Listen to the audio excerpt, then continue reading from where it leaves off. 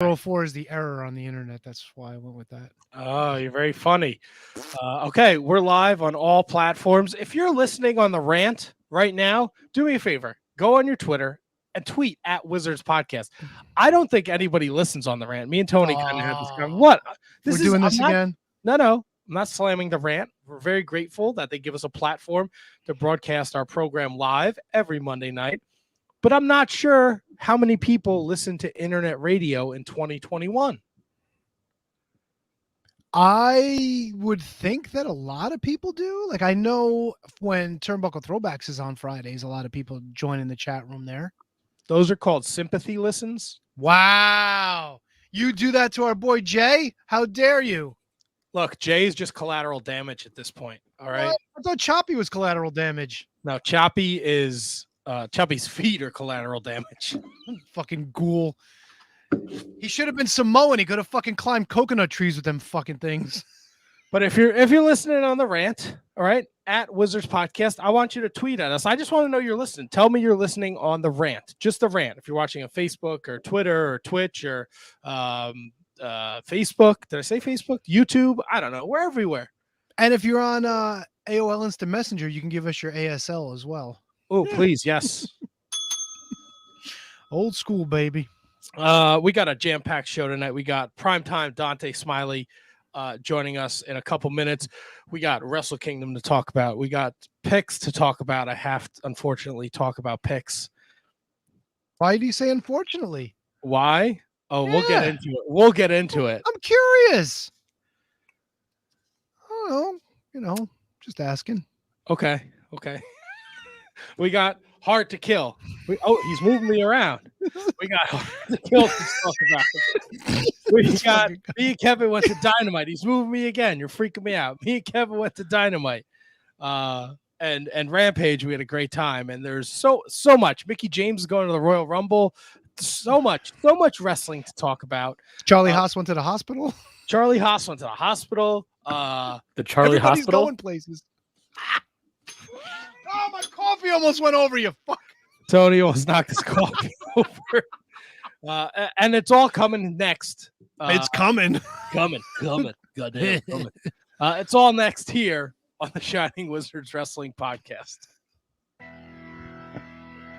The following is a presentation of the Shining Wizards Network, broadcasting live on rantiumradio.com and available on all podcast platforms and at shiningwizards.com.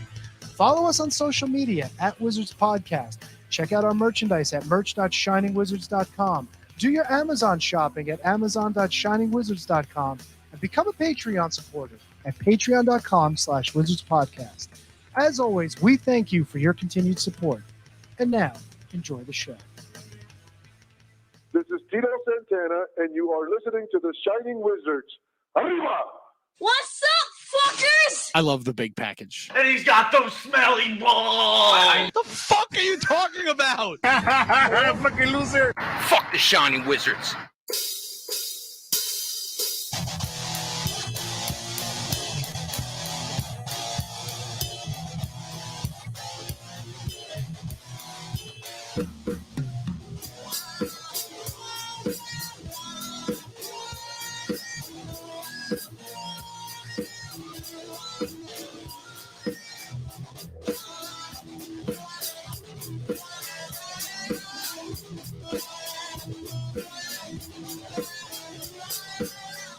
You are tuned in to one of the greatest, nay, I say the greatest wrestling podcast of all time, the Shining Wizards Wrestling Podcast, coming to you live on the rant, rantiumradio.com, coming to you live on all forms of social media, including Facebook, YouTube, Twitch, Twitter, and coming to you wherever you want to take us because we are in your pockets in podcast form.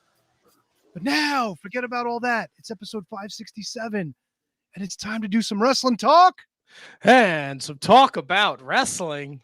Well, as of right now, it looks like it's just you and me, sir. How are you tonight? I am great. Much better than last week. We had a little COVID scare at the Bowman household. So that's why I was not available last week. I felt like I got hit by a fucking train. And I spent the majority of Monday driving around looking to get a COVID test. and it was just very unsuccessful. So so I just laid in bed like a sack of shit.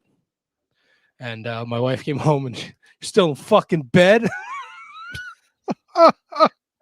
And I got myself to the doctor Tuesday, and it just ended up being an upper respiratory infection. Get it out. It's okay. So so I was able to go to AEW Dynamite, and I was able to live COVID free for this week. It's good to hear, man. It's good to hear. Yeah, I started finding out that a lot of people in my family, not immediate family, not people that I've been around, but a lot of folks were getting socked with this current round of COVID. So much so, the kid was virtual last week. He's back in school. Of course, it's going to be the coldest fucking week of the year now that he's back in school.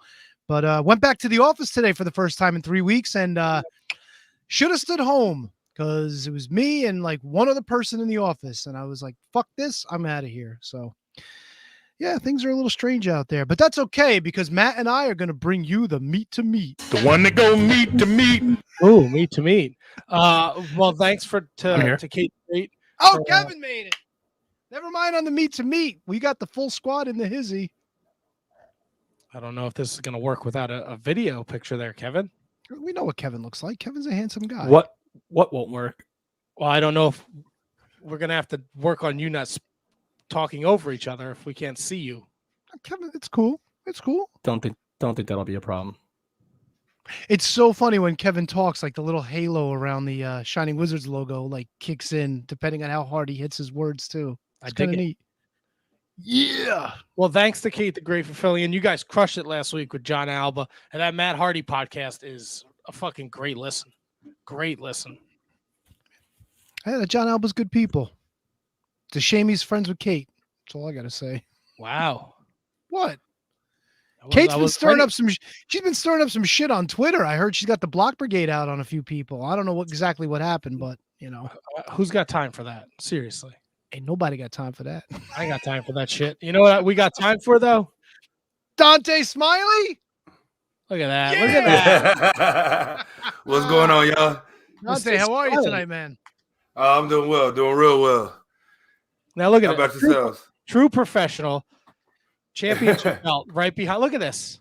If you got it, want it, right? I love right. How else is it supposed to be? I don't know. My championship belts wrapped around my DDP over there. What? You laugh, Tony. I'm still the Shining Wizards. Can you beat that champion? It don't look as pretty as that, but it's a goddamn nice belt. Right. Yeah, that's a nice looking belt back there. I like that. Yeah, it's real nice. Yeah, that's a OIWA International Heavyweight Championship. Can you wouldn't mind bringing that up close so we could take a look at it? Kevin and I are not at all. Oh, beautiful! I love it. I love it.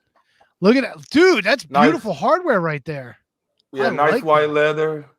Yeah, gold print. Got the OIWA logo right there in the center. I love it. Even the banners on that too. Beautiful. Very nice. Right. Yeah, the side pieces were up under the OIWA brand. So that's what all the side pieces are for, represents the countries of that we have promotions that under the umbrella of the OIWA. Beautiful. It's a great looking belt right there. Appreciate it. Thank you. Well, the OIWA champion, Dontae Smiley, joins us tonight. We mentioned it earlier. This is a reschedule because we had a little bit of a scheduling conflict, but we're happy to have you on. OIWA International Champion, featured on AEW Dark. What's that whole experience like been for you? You know, there's a pandemic. Times have been tough the last 2 years. Right. You've been lucky enough to get the opportunity to work several AEW Darks. Yes, sir. Well, you know, and what's funny is I've been in kind of both generations, kind of like during COVID AEW Dark episodes when we're at the Daily's place. And all the wrestlers were having to fill up, the ringside area to be the fans, so to speak. That way we had something to work off of. And then recently when I was in the ring with the Acclaimed, and that was at Universal Studios. So they had an audience on, multiple sides. And, there's a good amount of people there whenever they shoot out there at Universal. But it's been different. Everything, because now when you start traveling, once that came back to also, 1 month, everything could be good. A few months, it could be good. And you go out there to wherever it may be, not just AEW, but anywhere. Then all of a sudden the spike happens and they got to shut down for a couple months on shows and whatnot. So I think it's just, requiring everybody just to work together. You know what I'm saying? Ultimately is what we have to do, because we're all in this together, and it's all an uncontrollable variable. We control none of who closes down, what closes down, or anything like that. So everybody just needs to stay patient and just, got to roll with it. That's the only thing we can do. No, I hear you. Rolling with it is the best thing we can do. I don't know your age, but for me and Tony and Kevin, we grew up watching WCW. The fact that you got to wrestle at Universal Studios, does that mean, like, that's like WCW Saturday night main event? Right. I know Impact did a bunch of stuff there. I don't know if it was the exact area, but what did that mean for you to get to work there? I mean, it was awesome because, I'm 33 years old, about to be 34. So, I mean, I grew up watching wrestling in the 90s, which is when all that was taking place. You know what I mean? When I started watching wrestling, when my dad got me into it. Just Universal in general is a historic place, not only for wrestling, but, I mean, we grew up watching many movies, especially when we were younger, that took place at Universal. So being able to be back there and see all the different studios and what the movie shooting is about, and also be part of the different production as far as AEW goes from there, that was different from Daly's place, was just awesome. So there's the little nostalgia there, and the kid in me was loving the situation, and then it was also work. You do a majority of your working at the SOAR Championship Wrestling promotion, and people who might not be familiar with you, in the last couple months, you have had wins over Kevin Blackwood, who will be featured in Pro Wrestling Guerrillas Battle of Los Angeles, Daniel Garcia, who's getting a TNT title shot this Wednesday night, and Austin Aries, world-renowned professional wrestler. And you have wins over all three of those gentlemen. And James Storm. And James Storm. In his hometown where he lives. What has that whole experience been like for you? First of all, finding a promotion to put stock in you, to put you in the ring with these gentlemen, and secondly, having the opportunity to work with them. I mean, well, first and foremost, there's a lot of talented wrestlers in the business, right? In the indies, there's plenty of people that can say they deserve to be signed, and I would agree with them, to be 100% honest. There's a lot of very talented people, but there's also a lot of money on this independent circuit as well. So at that point, when somebody starts believing in you, it says, hey, I want to make you the guy because I see your work that you do, see what you bring to the table, see the value you want to bring. I want to invest in you, so on and so forth. I mean, you kind of got to jump on that, because I don't know if y'all noticed, but Sir Mo from Men on the Mission is who owns the OIWA and runs that. And then also he helps run Sword Championship Wrestling with a lady named Denise Jones. He's the main booker, but Denise is under mainly Denise's promotion. She was the one that originally wanted to start it, but Bobby handles all the wrestling that has to do with it. So it's been a hell of an experience to have one, like I say, somebody believe in me like that. I believed in myself that much, but it does take at some point a promoter being like, this dude has it, you know what I mean? And I want to help him show the world that he has it by investing him. And to him, it's also, once you see that they want to do that, it's also maintaining value with where you're at, especially in a city like I'm in Dallas, Texas. In a city like this, we have promotions, many, many, many promotions within an hour and a half of where I live. You know what I mean? Which is a lot. So at that point, it's also not oversaturating yourself. That way you can build value somewhere where people that want to come see you and know your work have to come there to be able to see you and what you do outside of maybe watching it on YouTube, or if you do stuff on Fight or wherever anybody may be shooting their shows. And it could be a blessing or a curse. Some people are like, no, I want to work everywhere. That way I can keep hopping around and get all these different fans. And, somebody like myself, I'm like, I'm going to build value here and make people come see what everybody is talking about over here with them putting stock in me. I want to give back to them that way. And it's worked out a lot, you know what I mean? Because Bobby was the one that helped put in a good word initially for me to be able to get out to AEW Dark that first time. And then it was just getting invited back by them at that point. So it's been a hell of an experience, man. It's been in the ring with people like Daniel Garcia, like Kevin Blackwood, Austin Aries, James Storms, Shane Taylor I wrestled about a year ago. as well Nice. as Source. So, I give Shane's big brother. He's awesome, as y'all know, because I'm sure y'all follow him on social media. But yeah, so it's been a hell of an experience in different styles at that. You know what I mean? Shane wrestles different than Kevin. Kevin a little bit different than Daniel. Daniel different than Austin. Austin different than James Storm, and so on with everybody that I faced this year, whether they've been, big name talent, so to speak, or somebody that just is hella talented on the independent circuit that people just don't know about yet. We're on the line with Dontae Smiley at PRIMETIME Living on Twitter, Instagram. Be sure to follow him, ProWrestlingTees.com/PRIMETIME Living. For those not familiar, Dontae, what is PRIMETIME Living, and has Deion Sanders come after you? Nah, he ain't came after me, man. What's funny, we actually used to go to the same church at one point in time. But no, none of that. You know what I mean? Because I don't really even use the primetime moniker anymore like I did for the longest time. I just mainly go by Dontae Smiley, and people have these different monikers that they use for me based off of relatively where I'm at. But more than anything, primetime living is just like an upper scale living of carrying myself, because, I do a lot of different stuff. So it's kind of an ode to just living your best life. You know what I mean? I've been on the Dude Perfect show on an episode, season 2, episode 15 with them. They had me and my former tag team partner, Todd Wilson, shoot a pro wrestling episode with them as the pro athletes they use for that episode. I used to be in theater. I do music still. And before I was in wrestling, I was touring with people, doing big shows out here in Dallas, South by Southwest. Then I jumped into the wrestling from that. I'm a published author as well. I have a book on Amazon that I published called Becoming Unfuckwittable, which is my life story, and just talks about the things that I've done and the motivation, trials, tribulations, motivations, how I overcame certain aspects of my life just to help others. I'll have a podcast as well. That's a mindset podcast called the 13th Floor Mindset Podcast. And I just like having my hands in everything, man. Wherever I feel like I'm called to do, to be able to spread some love, some wisdom, some motivation, or whatever it may be, I want to be able to do it because I have access to do it, and we only got one shot at this thing called life. So I want to make sure I use every bit of time that I have while I'm here being able to do it. I love it. I absolutely love it. I love when we get somebody on the show who's just more about wrestling, who's into like all different aspects of life. What's it like writing a book? I want to write a book one day. I don't know what I want to write about, but please don't.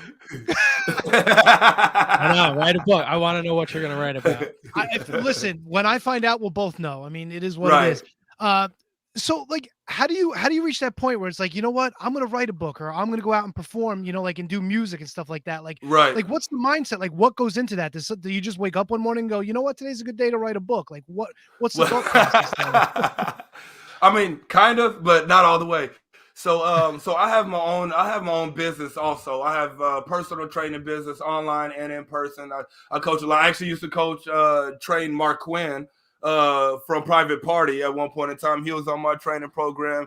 Izzy James was. Izzy's been on AEW Dark a few times as well, and quite a few wrestlers that a lot of people know that I just didn't talk about. That it's not for anybody to know. You know what I mean? It's just my business that I have, and I've been doing it for 7 years.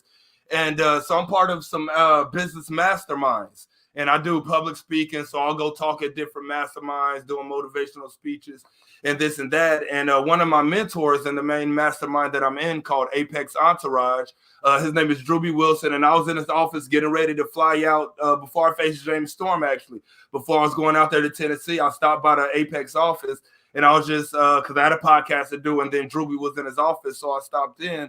And, we were just talking about some stuff that I had going. I was like, yeah, man, I'm about to go out here to do this. And when I get back, I have a music show next weekend and yada, yada, yada. And he just looks at me. He's like, so when is the book coming out? He was like, because I know part of your life story already. And he was like, people can be very motivated by your life story and just overcoming victimhood and, family stereotypes and all that kind of stuff that a lot of people think they're obligated to be within.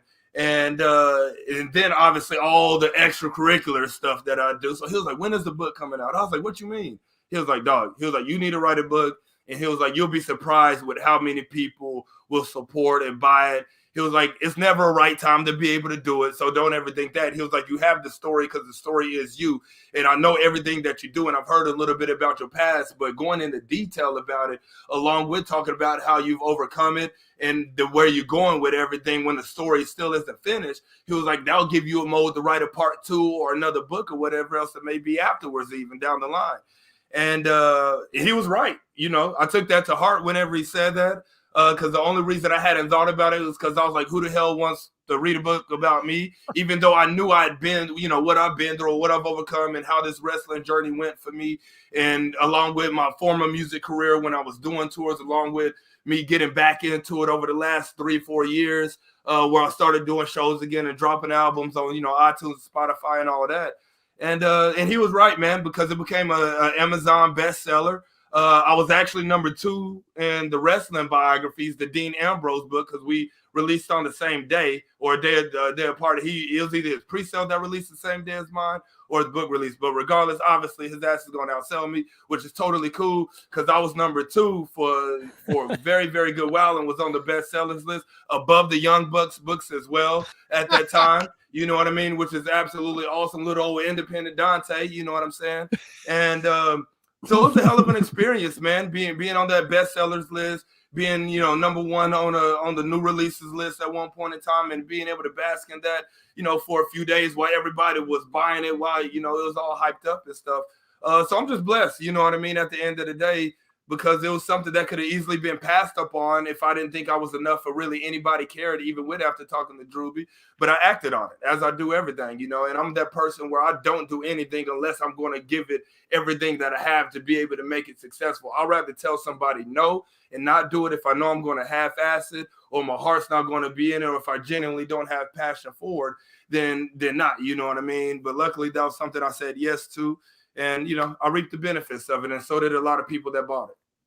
So if you, sorry, Kevin. I'm just going to plug the book real fast, Kevin, then you can ask your question. If you just go on Amazon and you throw in Dontae Smiley, it's the second thing that pops up outside of a yellow smiley face. Becoming unfuckwittable, going from a victim mindset to a 13th floor mindset can change your life and legacy. $12 for the paperback. I know there's tons of people out there in our Discord that like to read books, so this seems like an interesting book, so pick it up. Yes, sir. Thank you for that. Kevin? So it's a lot of times with new authors, it's not necessarily about the author, it's about the story that the author is telling. So even though this is your life, there's still a great story there. So how do you combine that with your speaking engagements, with your music, with your professional wrestling, and engulf all of this into the story that is Dontae? I mean, it was simple because all of it is a story, you know what I'm saying? So even when I go do these speaking engagements and stuff like that, the selling point is the book, because you only get an hour to be able to talk up there and spit whatever motivation based off of the things that I've been through or overcame. And people want more because they know you didn't go into detail about everything. And there's the book. You know what I mean? When people see my music or listen to my music, they're like, man, this, when depending on what I'm rapping or whatever it may be, they're like, man, I want to know more of that. There's the book. Same thing with wrestling. When people meet me out and they're like, man, you're a cool dude. You know what I mean? Even though I'm an asshole in the ring a lot of the time and whatnot. But, you know, a lot of people like knowing as much as they can, especially when you're in the public lives with stuff like music and stuff like wrestling and the entertainment business. People want to know more about you. People want to see how personable you are. People want to see how much of your life is like theirs and how we relate. Because I have a belief that everybody's kind of correlated somewhat, you know, in a certain instance. And books and stuff like that, books, podcasts, interviews, whatever it may be, give people that insight into you that much more to be like, oh, this dude's been through some of the same stuff I did, and he made it, and he got over those excuses that he was making then, overcame those, and now he's here for just making sure that he figured out whatever blind spots he had in his life. I could do the same, and that's the point. The moment they have that aha moment for wherever they're seeing me, whatever they're listening to me, whatever they're reading from me, they have that aha moment where it's like, oh, he was where I was at one point in time. That means I could get over it too, and I could do this. You know, I just need to find that right path, that right passion, whatever it is. It hit it running and whatnot.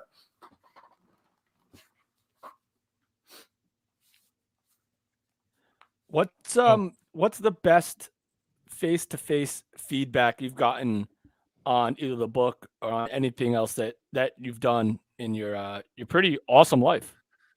I think the best feedback I got ever was from Charlie Haas.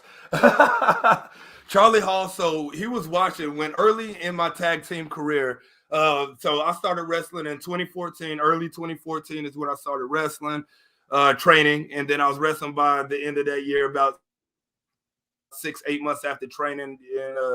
And we had a tag match, my tag partner and I, and it was super spotty, right? You know, wrestling, especially somebody like Charlie Haas, is an extreme storyteller. And we had this match with a tag team named the Association of Aviation. And was it a bad match? No. But it was definitely all spot, no story, nothing like that. Just going out there and doing all this shit, so to speak. And when we got back to the locker room, the promoter came up to us and he was like, hey, Charlie's outside waiting for y'all because he wants to talk to y'all. And we're like, oh, shit. We knew that wasn't good. Man, and we went outside, bro. He sit y'all's asses down. I was like, oh, snap. And, you know, he was just like, what the hell was that? And we're like, you know, we're trying to figure it out. We're fresh, still baby butt fresh in the game, super green.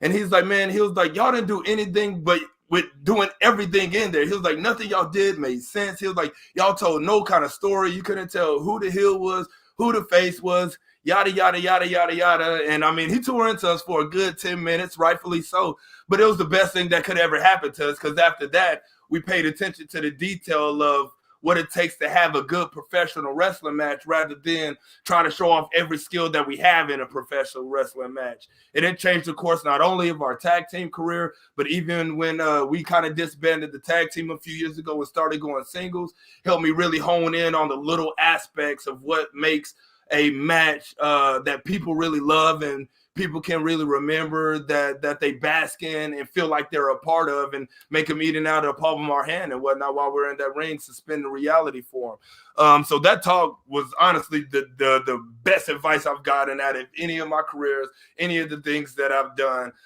till this day. Have you ever given anybody the Charlie Haas treatment? Oh yeah, I have at this point. Yeah. Well, because also, you know, Sir Mo, he runs a wrestling school out in Carrollton, and 2 years ago, he brought me on as the main trainer there because he was getting sick or whatever, and he was looking for somebody, and he trusted me with my skill level, with what he's seen from me working with him, and what I know, and how I was talking to people in the locker room, and after watching their matches, where he brought me on as his trainer for the Bumps and Bruises Pro Wrestling Academy. So I have a school full of students out there. And some of them are young and having matches. Some of them obviously aren't wrestling quite yet. But those that are earlier in their careers and having some, you know, within their first 20 or 30 matches, yeah, they've definitely got the Charlie Haas treatment from Dontae at some point. Yeah, we got a little spoiled up here, you know, like we're in Northeast in New Jersey, and of course the Haas brothers, you know, out of Seton Hall, so we sort of grew up in our wrestling, you know, getting to know them. And, you know, unfortunately Russ passed away, but you know, Charlie made quite a name for himself. World Greatest Tag Team, being associated with Kurt Angle. So that's a good dude to learn some stuff from, man. That's a good dude. Yeah. He was awesome. And, you know, he always remembered that, too, because I wrestled Charlie probably about 4 or 5 different times over my career at this point. We didn't wrestle him even that night. But after that, I've wrestled him a few times. And we were able to build respect up with him to where there was one time, it was one of the last times I wrestled him. His son plays football, and Charlie doesn't miss those games, you know, for nothing. And he was showing up. He showed up a little late to the show, and we had to go on about, you know, 15 minutes after he got there. And he just literally came up here, and it was after a few times of us wrestling. Like I say, this was one of the last times. And he was like, hey, fellas. He was like, where we at on the match? He was like, what are we doing? And we told him. He was like, okay, I'll do this here. I'll do this here. Let's go get it. And that was it. So from going getting chewed out from him to him showing up at a show, you know, trusting in y'all to had called it already, number one, and then just follow suit and, you know, plug his stuff in where he needed to plug it in. That was absolutely awesome. It was definitely kind of a ties turning type situation where we're like, okay, we're making the strides and doing the things that we're supposed to do now. When somebody has that respect for you, as veteran as he was at that time, who we know, obviously, growing up watching Charlie Haas on the World's Greatest Tag Team and everything that he's done everywhere to that point, man, it was absolutely awesome. You know what I mean? Can't take those moments away. So you mentioned you mentioned Charlie Haas. We talked Kevin Blackwood, Daniel Garcia, the Pretty Boy Killers. But man, you got to get in the ring and wrestle in front of a live audience against Sir Mo. How much did that mean to you? Because I think that's one of the growing up. I think that's one of the coolest things ever when you get to work and have relationships with people you grew up watching. How much did that mean to you to get in there with Sir Mo and get to tangle with him? I mean, it meant a lot, man, because, he's a former WWF, WWE Tag Team Champion. He had been all around the world himself, even after his WWE stint, and, he had been a mentor at that time. So it was very nostalgic because that was the last match that he wrestled, as of right now, and probably will be the last match that he'll ever wrestle. And so it was absolutely awesome to be in that moment with him, possibly kind of for sure his last match that he ever did, not only because the kid in us, you know what I mean, but the fact that he was like, hey, I'm trusting in y'all to be in this match with me, even though I can't go like I used to. I want to go with you guys because I trust y'all enough to be in the ring with us, because once again, he's the booker for the show, the promoter for the show and stuff. And for him to have that trust in you, just kind of like the Charlie Haas thing as well, is absolutely awesome. You know what I mean? Those moments can't be taken away. Those moments are only earned by the work you put in, point blank, period. Have you ever, you have a relationship now with Sir Mo? He's got you being one of his trainers. You ever just pull him aside and be like, can you call Oscar and have him write a rap for me?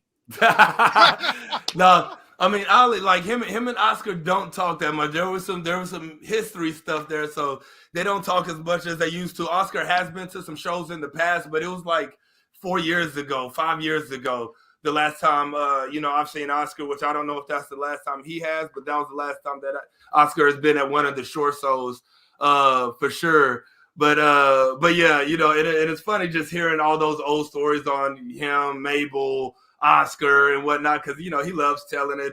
I know all the stories about, why he actually ended up leaving the WWE. I like all the behind the scenes stuff, which is crazy, but it helps. He likes telling that to us as his mentorees, so to speak, because he wants us to know how the business really is when you get to that level. And are you able to withstand that? Are you going to be able to deal with it? Because this is this type of stuff that comes with it. You know what I mean? Whatever situation it may be, there's a lot of situations that are different from the indies to being on something like AEW, to being at WWE, I'm sure, to being at like New Japan or NOAH, wherever else, in Impact, Ring of Honor, when, they were still doing their own thing at that point. I'm sure everybody functions differently, you know what I'm saying? But so it's good to know people from everywhere. That way they're like, hey, this is genuinely how it was. It is what it is. Just so you know, if you do something, because I know how you act and you're a little hot-headed. So I just want to make sure that you're prepared for these situations. That way you don't go in there and possibly ruin a moment. You know what I mean? So it's all a learning experience from everybody that I've been in the ring with, everybody that I've gotten to talk to at shows, and everything. You know what I mean? You can learn from everybody. So, and I'm one of the people that's not egotistical and that's not prideful enough to try to find the moments that I could learn from, or the situations I could learn from. You talk about being a little bit of a hothead and knowing everybody. I know you have an open door challenge for your OIWA International Championship. Sir. And you put it out on Twitter the other day that the challenge has been answered, but you're not allowed to really give us anything outside of ageless. I am now. See, because we had a show Saturday, so I had to wait to make sure I did my thing at the show, which I did. So now I can announce it. On February 12th, we have the King Mabel Birthday Bash Extravaganza that he does. Sir Mo does it every single year, and the person that has answered the open door policy call is Caprice Coleman. Oh, whoa! That is awesome. Y'all got it first. You're welcome. You got your hands full, my friend. I know it. Yeah. But I'm well prepared. You know what I mean? I haven't, I don't face any scrubs or anything like that. So I'm well prepared, well ready. I put my work in, and I plan on putting it in on February 12th as well. Wow, what an announcement! That's exciting. Awesome. That's going to be great. I'm sure you don't. I'm sure you don't know, or maybe you do. I don't want to speak out of turn, but we know WrestleMania is going to be in the Dallas area in April, and tons of announcements have been made. WrestleCon is going to be huge. will we be seeing Dontae Smiley performing at numerous shows that weekend? Yes, you will. Where I can't say quite yet, but yes, you will. I am have already had talks and got stuff prepped, and currently in talks with a couple of the promotions and stuff to debut for them that weekend while they're out here. Is everything really bigger in Texas? Everything. Bigger and better. I don't know. But that's a little bias, I guess. I know the reality of bias, and it's bias. We're all Texans are biased, just like we are with our Dallas Cowboys. We're them senile fans out here where they're always gonna make the Super Bowl, even when they start the season off 0-7. We still believe that's me. I'm Dontae. That's me. I am that fan. So you're feeling good going into the playoffs? Oh yeah, I am, at least against the 49ers right now, for sure.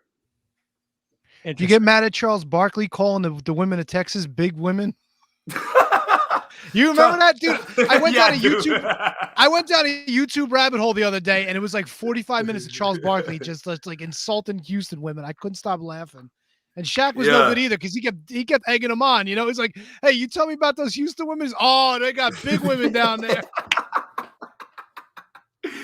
Yeah, you know, Charles always speaking out of tongue over there and stuff, though. That's funny, though.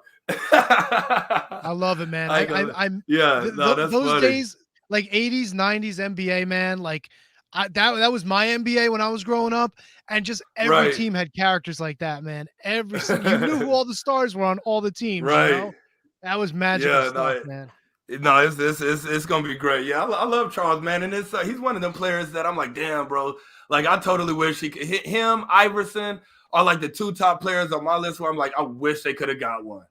You know what I mean? Because both of them are so great in their own right, especially Iverson being a 6-foot shooting guard, averaging 30-some-odd points a game, having the defense that he had, man, that was very rare for that generation in the 90s that he grew up in, you know, and so it's not grew up in, but was playing in with people like Kobe, T-Mac, Ray Allen, Jordan was around at that time. You know, it's infamously known when Iverson hit Jordan with that crossover that one time. You know what I'm saying? Everybody knows about that video and has seen that video. So they're my two that I'm like, man, I wish they really could have got one, and they never did. The Knicks never got one. Come on, the Knicks. Right.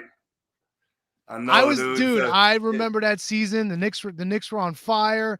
And John Starks couldn't make a three. That broke my heart, that game, man. They were so close. It just was not his night. No matter what he did, he couldn't hit anything. It's like that, man. Basketball is one of them games that's like that. I grew up playing basketball, so I totally get it. You know, one night you could be 10 for 10 from the field, you know what I mean? And the next night you 1 for 10, like clockwork, and you don't know why. Because and you really had to struggle for that one too. Right. You know what I mean? Right. You just had an open layup on a fast break is how you got that one, you know. Anything contested did not work. Take him as you can get him. Dontae, I gotta ask the usual question I asked every no. And you know what? I'm reading the Sabu book right now. Okay. All right. Okay. And Sabu once had some bad chili, and he shit his pants in the ring. Right? So now I got to ask Mr. Dontae Smiley here. Oh, no. You ever shit your pants in the ring? Haven't shitted. I've definitely accidentally farted in somebody's face before. Oh, in their face. Yeah, I was. Yeah. All right, come on. They hit me with a sunset flip, and when I landed over, it just came out. So they're sitting here pinning me, like right when the pin started, they dug down doing the gimmick and stuff, and it just came out. Yeah, my bad. Players mess up. Happens to the best of us. There's a video of Will Smith out there working out at the Dolphins facility today, and I don't know. Farts. He lets a ripper go.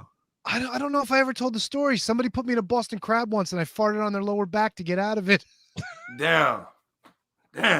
You're fucking gross. What? It happened, dude. When your legs are up in the air, I mean, you know, just kind of squeeze it all out. Bro, yeah. I'm about to say sometimes it just happens, man. Like, look, we're only human at the end of the day. Let's be real. We're only human. Of course, man. Some of us are. Not. I'm an animal. Hey, there's that girl that was on TikTok. She was selling farts in a jar. Yeah, but then she got sick. She had a heart attack or something like that, though. Yeah, you know why? She was loading up on beans and everything to help her fart, and she got friggin' bad indigestion or something. She thought she was dying. Oh, what are you doing? You can't be fucking just eating protein shakes and what are you gonna do? Man, if your moneymaker's selling that shit in a jar, what are you gonna do? You gotta keep that system going. Yeah, but you gotta make it like AEW chase figures. You can't just be pumping them out. Right? Less is more. You do less farts in a jar, but you jack up the price. Supply and demand. Make the supply low, the demand be high. Like you still make your money on it. It's like that machine at Build-A-Bear. You just keep pressing the pedal and keep pumping them out. That's it. That's all you do. At Primetime Living on social media, Twitter, Instagram, ProWrestlingTees.com/Primetime Living. He's got an album, No Stone Unturned. He's got a book, Becoming Unfuckable With, on Amazon. Is there anything, Dontae Smiley, you don't do? I mean, not that I found yet. Not yet. like, so this is how I look at everything, right? You know, like I said earlier, it's all about reach to me. You know what I mean? The more things that I do, and can have my hand in and whatnot, the more people I can reach to get eyes on everything. You know, not the more eyes that are on me from music and the book, if people only know me from that or my fitness stuff, they see me, they add me because of wherever they added me from. They see that I wrestle as well. They get into that, come to a show, buy some merch because they want to support. And it's the same thing for everything. It's this one little ecosystem that is Dontae Smiley. And I just feel, once again, you know, wrestling's going to come to an end one day, right? It always does for everybody. Wrestling's going to end one day. So then it's like, what do you have? So if you're not doing anything else outside of wrestling, God forbid you get an injury, God forbid just something happens in life where you're like, I don't want to do this anymore, and you call it a day. Everybody has their reason, and there's no wrong reason, because people have a right to, you know, in their life to do whatever's best for them. So that's why I don't ever, you know, hock at anybody for wanting to retire or leave. You know, it just is what it is. It's part of the business. People come and people go at the end of the day.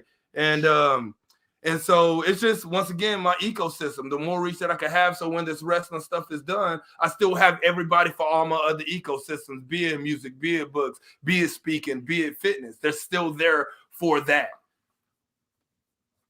Kate the Great Hensler. This guy rules. Kate's not wrong. She is not wrong. They're making new fans every second. February 12th, Pro Touch Soccer, Dallas, Texas, the King Mabel Memorial Celebration. You heard it here first. Dontae defends his championship against Caprice Coleman. Also on the card, Chase Owens. Hopefully he defends that Texas Heavyweight Championship he's been running around in New Japan with, that I don't think he ever defends. Tessa will be at the show and much more.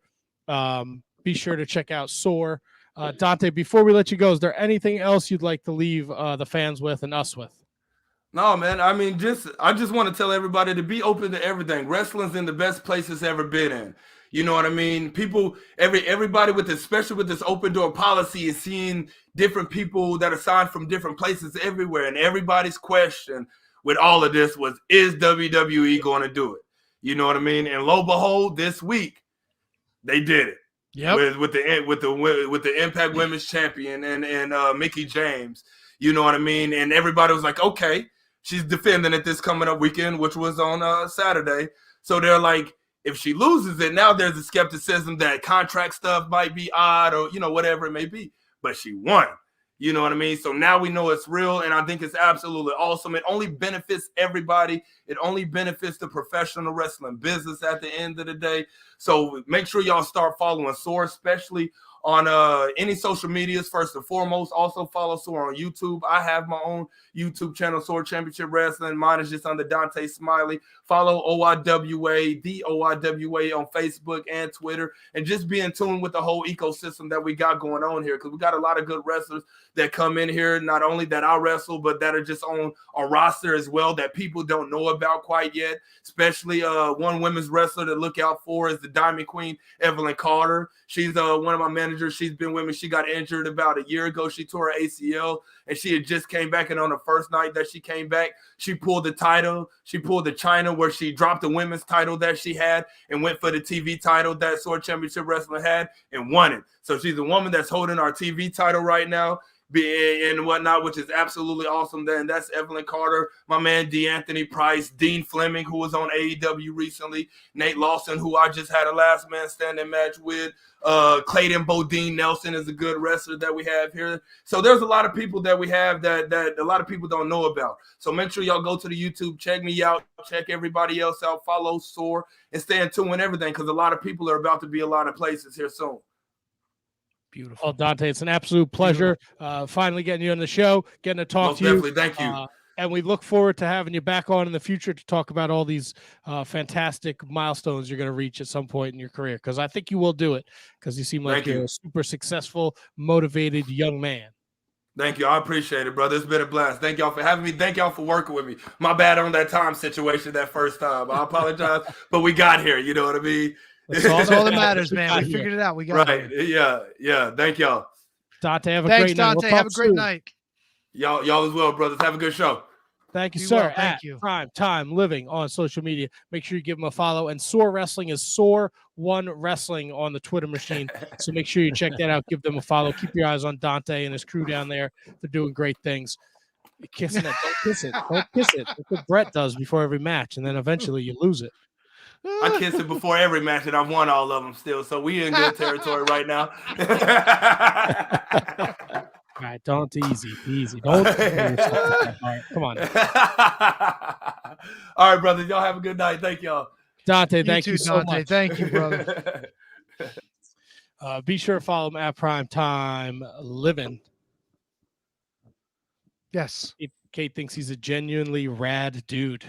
Rad dude. What is this, the 80s? Are you going to gag me with a spoon, Kate? Jesus. Wow, really, Tony? Coming in hot. Sorry. The old spoon gagger. Isn't that what they used to say in the? I should remember this. I grew up in the 80s. Yeah, I know. You were really dating yourself with your fucking basketball talk. Oh, come on, dude. 90s NBA was awesome. What was his basketball talk? You should have just stopped at the Charles Barkley and the Shaq stuff, but then he started talking about John Starks, couldn't hit a three. Yeah, man. Come on. He was bringing up all his favorites. How am I going to let him hang on that? That was like 30 years ago, dude. You're fucking old. I'm old. I can accept it. Why can't you? Wait. John Starks couldn't hit a three? What basketball games were you watching? The ones that matter in the championship. Okay. Yeah. Come on, Kev. I don't know much, but what I do know, I know. I don't know much. I don't know, but I know. Is that Aaron Neville? It is Aaron Neville.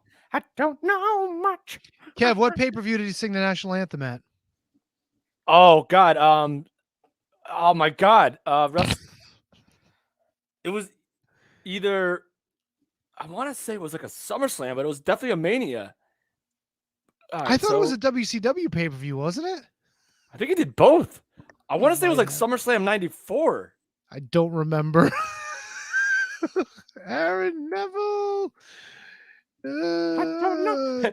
I don't remember. Aaron Neville, WCW, Spring Stampede 94. I remember the shirt that he wore. He wore like that Lex Luger joke? American. Yeah, it was Spring Stampede 94. That's what it was. Kate says in the fact that he thinks I would gag. He definitely had to have done. Wait, what did Kate say? He definitely has to have a SummerSlam, a WWF show in there, Tony. He's definitely have to. It's possible. I think like the Neville brothers. No, I think it was Boyz II Men that sang together for WrestleMania, wasn't it? Well, I'm not confusing the Neville brothers with Boyz II Men, Tony. Boyz II Men, ABC, BBD. SummerSlam 1993. There you go. Wait, so WCW got him after WWF got him? That's wild. Let me see here. How is it that wild? WWF was the biggest company in the world, and WCW was terrible. Yeah, but for some reason, no offense to Mr. Neville, but when I think Aaron Neville, I think WCW. I wouldn't even remember that it was WWF. See, that makes no sense because WWF was first. I know. I'm wrong. I don't know.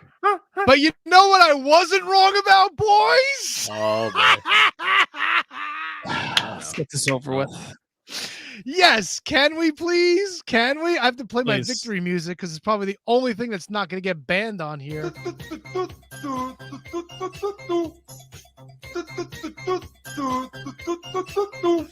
Yes. Is it true? Is it true, Matt? Is it true? Is what I'm hearing true? It's damn true. Woo-hoo, bitches. Tony, Wait. Should I cue it up? Should I cue it up? Should I cue it up? if you would like to. I don't even need to say it. I don't even need to do the voice. Because year 3 is over, boys. Year Two three. time. I'll let you have your moment. Sorry. Oh, I'm going to be having my moment when it comes time for punishment, boys. Don't you worry. Okay. I'm not worried. I just don't want to speak over you. You did successfully win the 2021 Shining Wizards. Wait. Shh. Okay, I just wanted to hear that part. Okay, go ahead. You did successfully win the Shining Wizards picks for 2021. 214 wins, 81 losses, and we had the one tie. Kevin was 13 games behind you, 201, 94, and 1. Yeah. I was 40 games back. Wait. 40? 39. Holy shit. I just feel like Matt should get punished twice.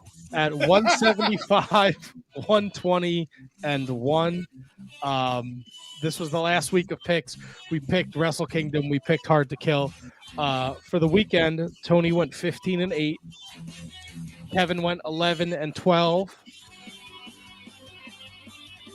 I went 9-14. I took a giant dump on a hard roll and I ate it while I watched Wrestle Kingdom Night 2. I went 1-7.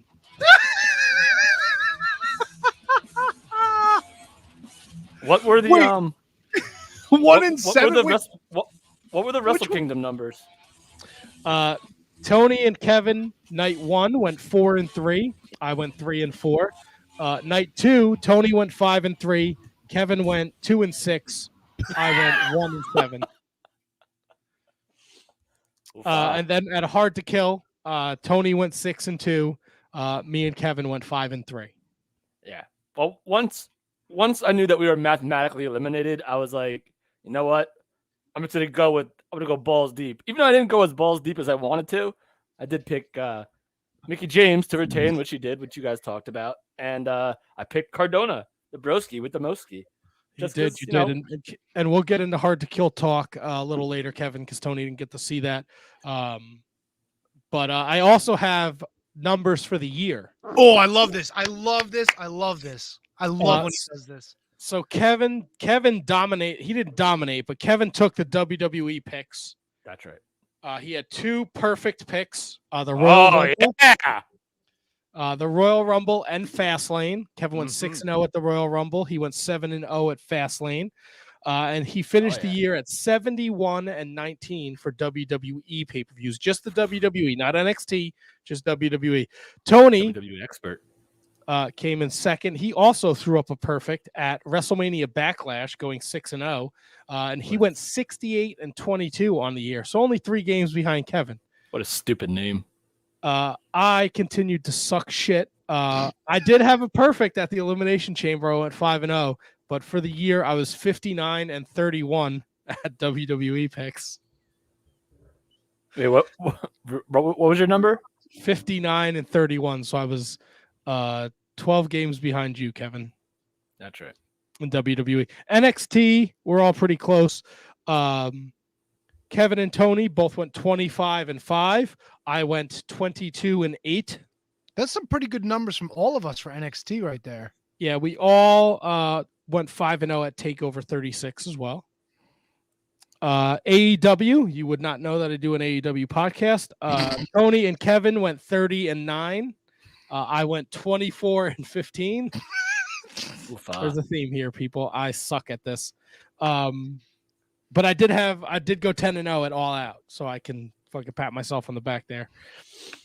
NWA, Tony went 27-13-1. That's where the 1 comes from. Kevin went 23-17-1. And that's above average. I went 21-19-1. I'm so glad I won NWA. I would have been really disappointed if I didn't win that one. I did not win anything, so I was just going to throw that out there, which would explain my shitty record. At Ring of Honor, Tony also went 28-10. Kevin 24-14. I was 23-15. What was I for Ring of Honor? 24-14. Respect. And I was what, 28-10, you said? Yes. Fuck yeah, dude. I'm a Ring of Honor expert. Dude, Tony, I feel like you're like 12 games above like every promotion in the world. You just like know everything. Tony did well. Impact, Tony and Kevin both had a 19-12 record. I was 16-5. Wait, right. 16-5? 16-5. Why are you laughing? 16-15. Excuse. I'm sorry. 16-15. My apologies. Still over 500. Yep. I was over 500 everywhere except for New Japan Pro Wrestling. And this is the big difference maker. Tony was 17-10. Difference rainmaker. I was 10-17. And Kevin was 9-18. Oh, yeah. This was New Japan? Yes. We only picked like a handful of shows for Yeah, that? there's only 4 shows that we picked. Oh. Very respectable 9-18, I must say. Yes. And that's where you threw up your goose egg. So I don't know. Oh, that's right. I don't know how much. Even if you went 3-3, Kevin, I don't know if you would have caught T-Donk here. He was kind of a house of fire.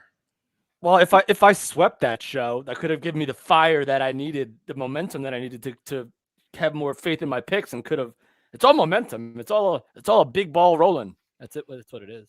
Momentum. So the ball rolled in Tony's favor.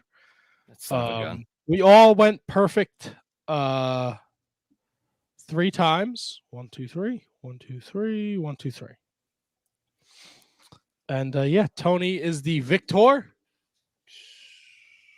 To the victor goes the spoils. Is that what they say? Thank you. Thank you very much. So Tony will pick whatever our punishment is in due time. I know he put something out in the Discord a little while ago. There was some, look, I'm not going to lie. There were some good suggestions in there. Someone wanted us to eat tuna pizza. I'm in. Wasn't the biggest fan of that. There was some good ones in there, but you know, at the end of the day, Tony, you have to make said decision. Yes, I do. So wait, if the more enthused I am about a punishment, would that be the less likely you do it, Tony? I don't know, Kev. I don't know. I got a lot. Like if I said I'll eat a tuna pizza right now, would you? Nah. I mean, Miko Maestro eats a tuna pizza. I mean, how bad could it be? Miko Maestro is a freak of nature. He kind of is. He Also kind of very is. true. And like So not in there you like not in like the like super positive way. Just he's a freakazoid. It's not very nice. Oh, I love him, but he's a nut job. He is a bit of a freak. Yeah, not in a bad way. No, not at all. Excuse me. I'm sorry. I didn't mean to cough in the microphone. Uh-oh. So we are, while we're here, let's talk a little New Japan Pro Wrestling. What a week. There's so much to talk about tonight, so hopefully we can cover it all. I know Tony's going to cut out a little early, so I'd like to get to some of the stuff that Tony watched, and then me and Kevin will bring up the rear with some hard to kill AEW talk. Speak for yourself. All right, I will bring up the rear. Wrestle Kingdom, nights 1 and 2. Kevin, did you get a chance to watch? All right, so I watched the main event of both shows. Okay. Of night 1 and night 2, and I watched, because I'm a sucker for Royal Rumbles, you guys know that, I watched the Rambo. That's all I had a chance to watch. So all good. Tony, I know you got through all of it. It took you a little while, but you managed. Yes, except for the 2 or 3 6-mans that they had the beginning of night 2. I didn't watch those. Yeah, I didn't watch those because those were pre-shows. Yeah. Oh, sorry. Oh, did you shit yourself? No, I tried not to. Please. I didn't shit myself. We're good. So, Tony, give me your skinny Wrestle Kingdom night 1. Really enjoyed the main event. Kind of surprised that Tanahashi wound up getting disqualified for his team, but I get bigger picture where they were going with his match with Kenta. The Rambo was kind of cool. Who was the surprise guy at the end? I know Sema was in it, and he made it. You had Tatsumi Fujinami. That's the guy. I was like, really? Whoa.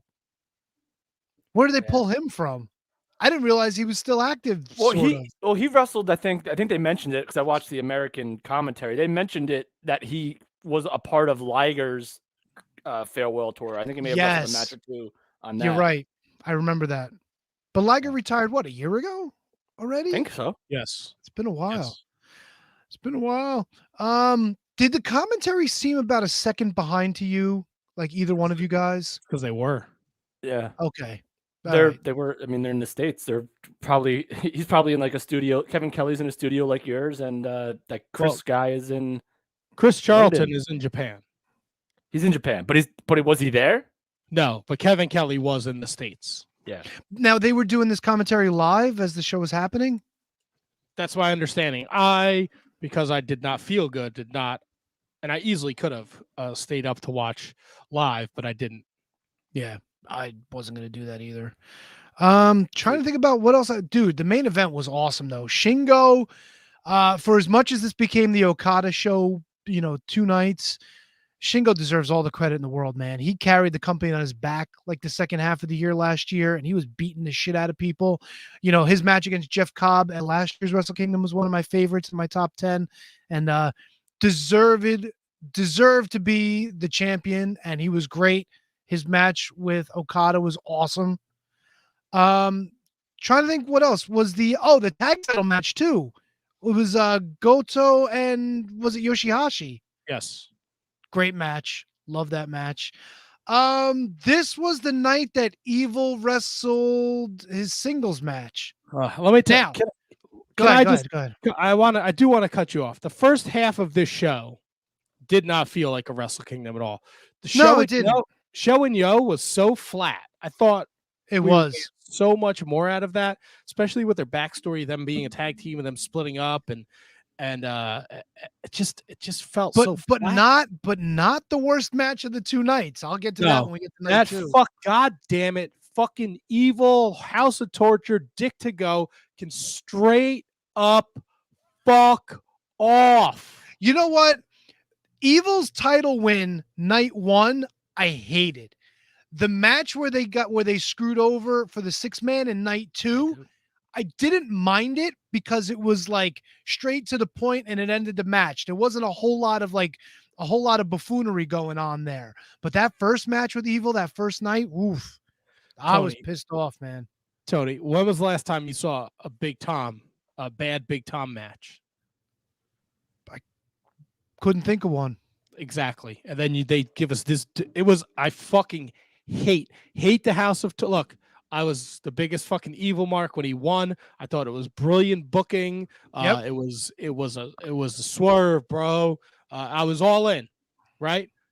Man, they fucking Dick to Go and this House of Torture. Every fucking match is the same. And Kate's got it right. Overbooking is evil. It's every fucking time I see I was watching night 2 and I literally decided for the 6-man tag match, I was going to go clean the litter boxes and take a shit. I had zero interest in it. No, trust me, it was a lot better than what they gave us for the Never Openweight Championship. It was much better. Wait. Did you take a shit in said litter box? No. That's gross. That would have been fucking hysterical. No. I guess it's just overbooking. I fucking hate it. It's fucking awful. It's so bad. It's so fucking bad. There's the Desperado beat Hiromu, which was surprising. Yeah, what the fuck, dude? I think they're really pushing El Desperado as like the guy in the junior heavyweight division, and I don't have a problem with it. I love Desperado. I just felt like this was I think we're all kind of in the same boat when it comes to Wrestle Kingdom. It seems like every year when they do these Wrestle Kingdoms, everyone loses their title, and that was not the case this time. A couple people, I get a couple new champions, but for the most part, it was kind of right down the middle, as Fonzie would say. No, not really. You got Tanahashi, you got Evil, you got the tag belts. Right, It but the was- it six was- man's retain. Okada retained. The never open weight. Yeah, but Okada won the belt on the first night, so there was a title change there. He still retained the next night. Yeah, but I mean, there was a title change. You know, I think there was a lot of title changes on this show. I mean, that's the curse of having 37 championships in your promotion. Fair point, Kevin. Fair point. My man Tanahashi, new United States champion. Oh, we're not getting there yet. We're still talking before we get there. All right, we found out during night one that New Japan was coming back to Axis. So they'll be on Thursday nights following Impact Wrestling. There you go. And that starts in a couple weeks, January 20th. They're going to start with the Jericho Omega match from a couple years ago. We also saw on night one Shibata return. Shit, yeah. And Ren Narita. And Shibata went into business for himself. That gimmick where he grabbed the microphone and changed the rules to the match was not something that was supposed to happen. So what were the rules to the match initially? It was supposed to be like a catch can. Yeah, no strikes. No punches, no strikes, just a pure wrestling match. And Shibata came out and said that he said, no, I'm having a regular fucking wrestling match. He didn't give a shit. And apparently people backstage were freaking the fuck out, especially because the reason he was out of wrestling was because he had a goddamn brain hematoma. And they were not sure if he was in a position to take any shots to the head. But obviously it played out good. And him and Ren Narita had a fucking great wrestling match. They sure did. Isn't Ren Narita a Justin Timberlake song? I think it's like when you get a stomach ache, you get Ren Narita. Oh, yeah, that's true. Good point. Forgot about that. CDC Tony right here. Now, Tony, you may go on to night two. My man, Tanahashi didn't dig the match all that much. I don't know. Like, I know they were like, oh, the U.S. title has been taken a different direction because there's more of a hardcore aspect. I don't think these guys really needed it. It was awesome watching Tanahashi come off the top of the ladder. I don't know why Kenta had to build the ladder in the middle of the match. There was a lot of shit there that kind of just fell flat for me. But end of the day, Tanahashi, you're United States champion.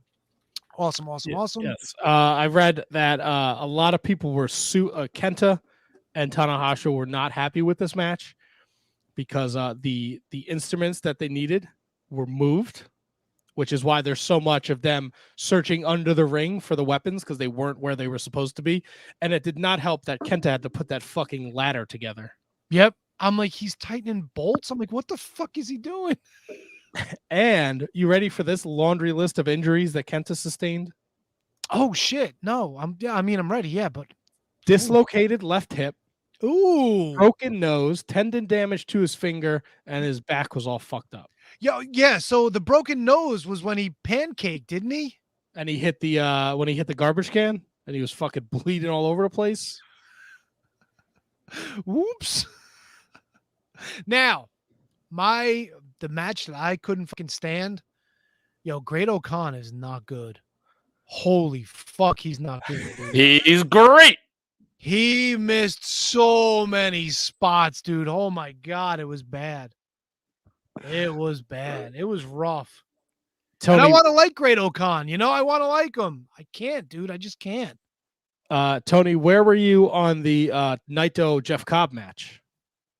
I liked it. You didn't like it? No, I loved it. Would you be impressed if I told you that Jeff Cobb wrestled that match on one leg?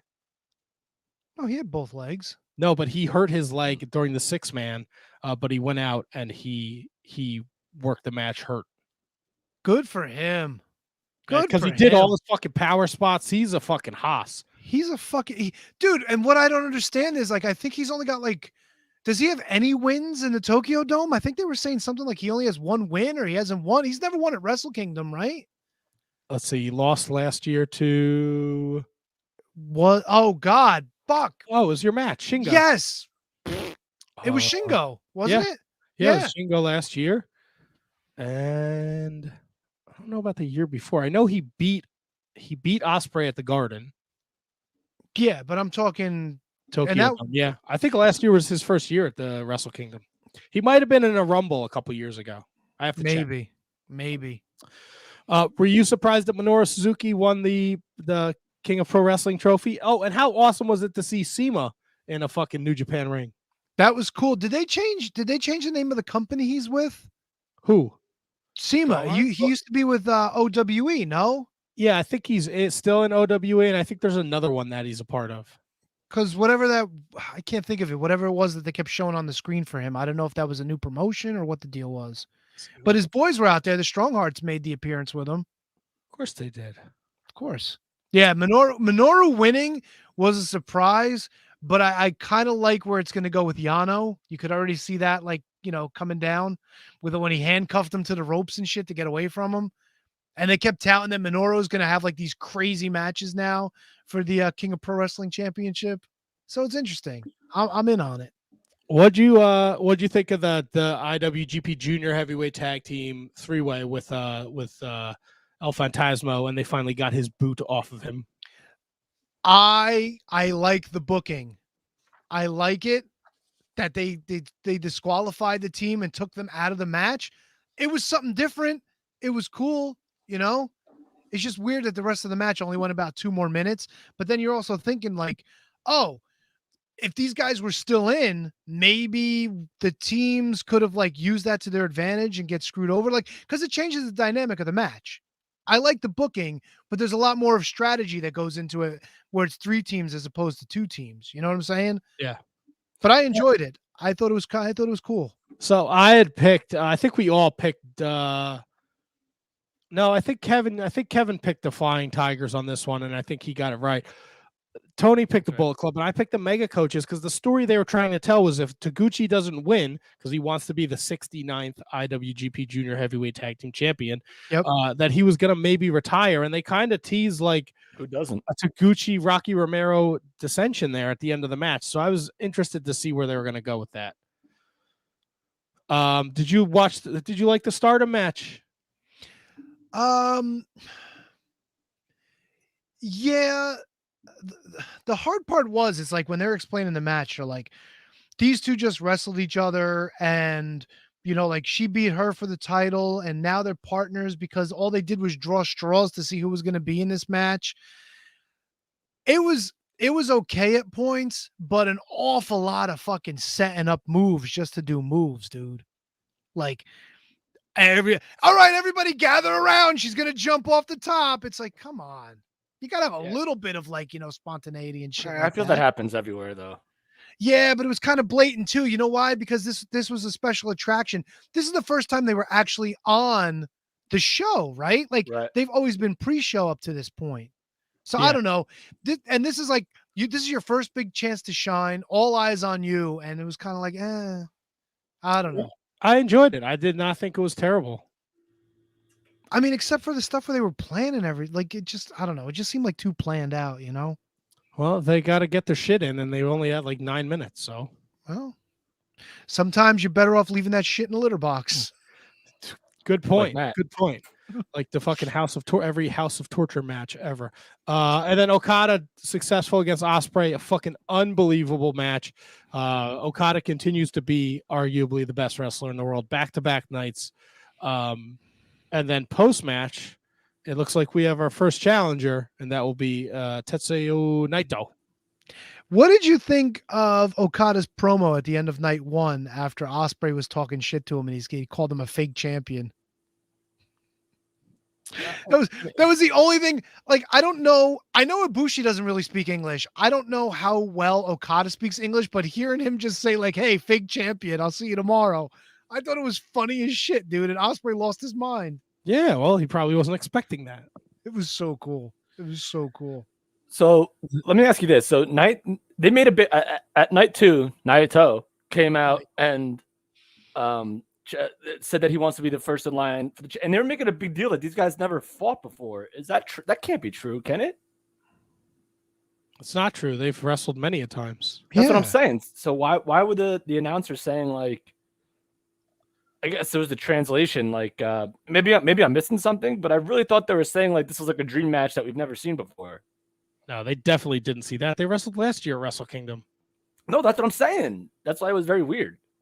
I don't know if anyone that Or 2 years ago. Yeah, last year was Ibushi and then Jay White, Ibushi Naito on the first night. Yeah, it was Naito and Okada at Wrestle Kingdom 14 for the first ever double champion. Yeah, and didn't Naito win that one? And that run didn't go so well? Yeah, no, Naito won it. I thought that the run went well. That was when he won that, and then pandemic hit. That's he. There it is. And then everything was evil, and right. Then back to Naito, and then Fuckboy. Jay White and Ibushi. You watch your mouth, young man. No, Jay White never won both belts. Jay White was involved. He lost night 2. Yes, I know he lost night 2. Because he's a fucking loser. I'm gonna have to go back and watch because I really thought they were like big and like it was like I'm like this isn't a big deal. Like I've seen these guys like fight before. Like so the story is that at the end of last year, Naito said 2021 was going to be his year and he was going to stand in the ring for Wrestle Kingdom and 2022. But 2021 was a disaster for him.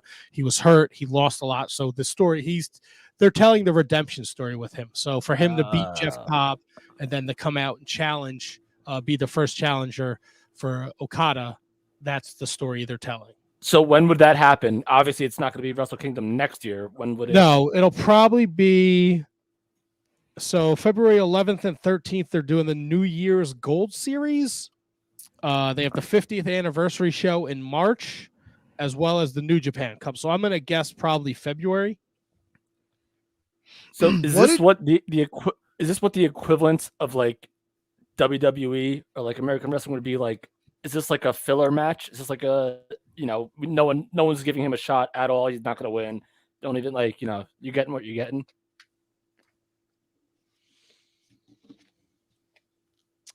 I don't know. Like a Drew McIntyre versus Baron Corbin title match, or like a Roman Reigns versus, for a while somebody else. You know what I'm saying, though, right? You get the point I'm trying to make. Yeah, but they've also shied away from doing that. That's how Jay White became the IWGP Heavyweight Champion. He had that first title defense against Tony's fuckboy, and nobody thought he was going to take that title from him that cold February afternoon.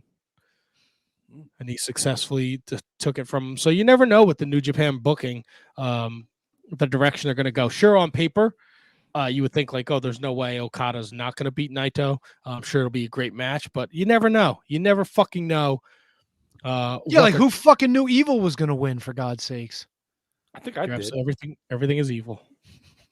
But, all right, so Okada, he's like the Triple H, the John Cena, the Ric Flair. Like he's always gonna get he's never not gonna have a title. I feel like a year can't go by without him having a title run. He's gonna have one every year. No, he didn't have one last year. All right. All right. Captain Literal T-Donk. I mean, you said it, dude. He's not wrong. Right. And he jumped on me before I had a chance to be like, all right. Sorry. So, but he's gonna have like 25. How many reigns does Okada have right now? 17. I would believe that. This is his first as the world champion, though. This is a different title. Wait, what do you mean it's a different title? It's a different title. Because they combined it, the IWGP Heavyweight and the Intercontinental. Now they have the World Heavyweight Championship. Yeah, my fuckboy did that. All right, so that's not going to be the same lineage as the. No, IWGP? It's not. As a matter of fact, even before the title match, the first night, they always go through the history, and the history was, Ibushi and Ospreay and Shingo, and then whatchamacallit. All right, I call bullshit. But it's a new title. But if it's the top belt in the only company that you like, it's not like a Universal and a WWE. It's the top, like WCW and WWE when Chris Jericho won. That's the Undisputed Championship. That's the WWE Championship. No, that's not what they did here, though. This is a completely different title. This is why a lot of people were bitching and moaning last year. So wait, so the IWGP World Heavyweight Championship has no lineage anymore. It's done. It's just done. for the past year. Just for the past year. For the World Championship. The IWGP Championship, that lineage is tied into this new belt, but that lineage is not in this championship. All right, so if I go on Wikipedia and I go down and I scroll history of the IWGP Championship, Yes. Okada winning this is not going to be on there. No, your Nope. last champion was Kota Ibushi last year when he unified the championships. That's stupid. That's dumb. So he is if you want to, he is a 6-time IWGP heavyweight champion. Kev, here it is. March 4th, 2021, anniversary event, unified, Tokyo, Japan. Unified with the IWGP Intercontinental Championship to form the IWGP World Heavyweight Championship. So Kota Ibushi was the 73rd champion and the final champion. Now you go to the World Championship. Kota, Ospreay vacated. Takagi beat Okada actually for the vacant title, and then Okada won it for the first time at Wrestle Kingdom 16 last week. So I don't like that. I don't like that at all. A lot of people didn't. You're not alone. This is the first time hearing about it. No, you definitely heard about it, buddy. You just have the memory of a goldfish, as you say every week. No, I know that the belt is different. I know that, but I thought the lineage would be the same. Yeah, it you would think, but no, they said nope. This is a brand new championship. So I guess for all intents and purposes, both of the belts that went into this thing are over and done. That's it. Cashed them out.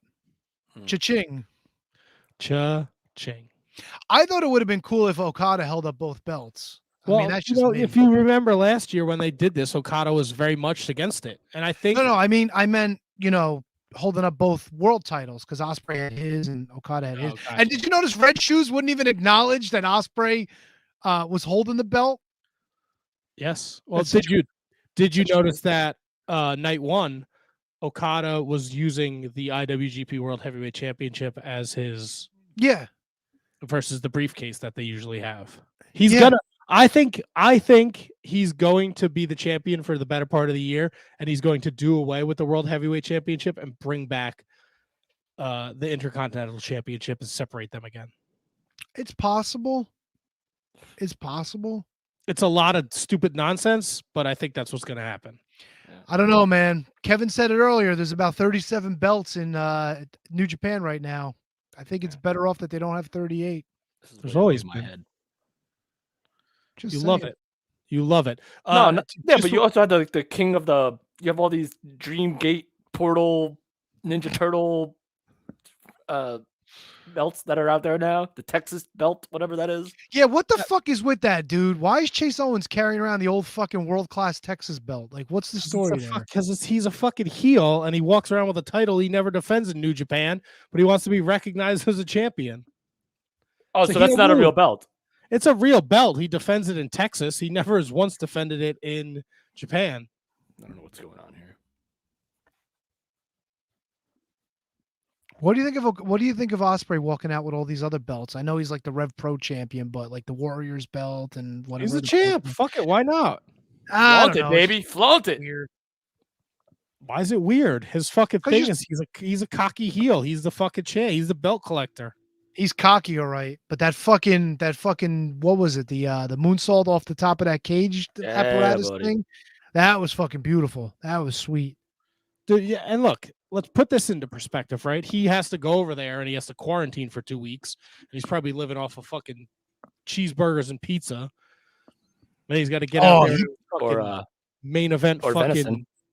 He's probably taking some fucking mean ass Japanese shits over there, huh? Yeah, I bet, man. I mean, the fucking British diet sucks to begin with. Could you imagine swapping that out for some fucking Japanese food? Woo.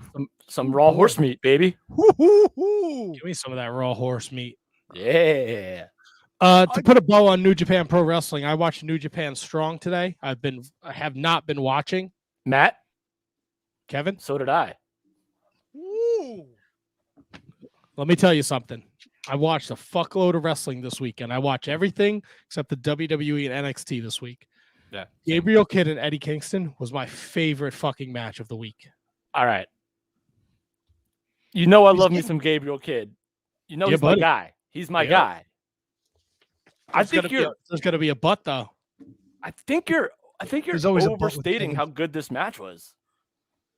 I fucking loved it. I thought it was fantastic. A lot of A lot of slappy doos. A lot of I like when dudes beat the shit out of each other. But why not just punch each other? Because you get a better sound when you smack somebody in the fucking face. Yeah. Listen, don't get me wrong. They went at it, and it was a freaking hard. And the only reason why I checked this out is because I did see your tweet, I think to Kate or someone, to say go out of your way to watch this match, and I did.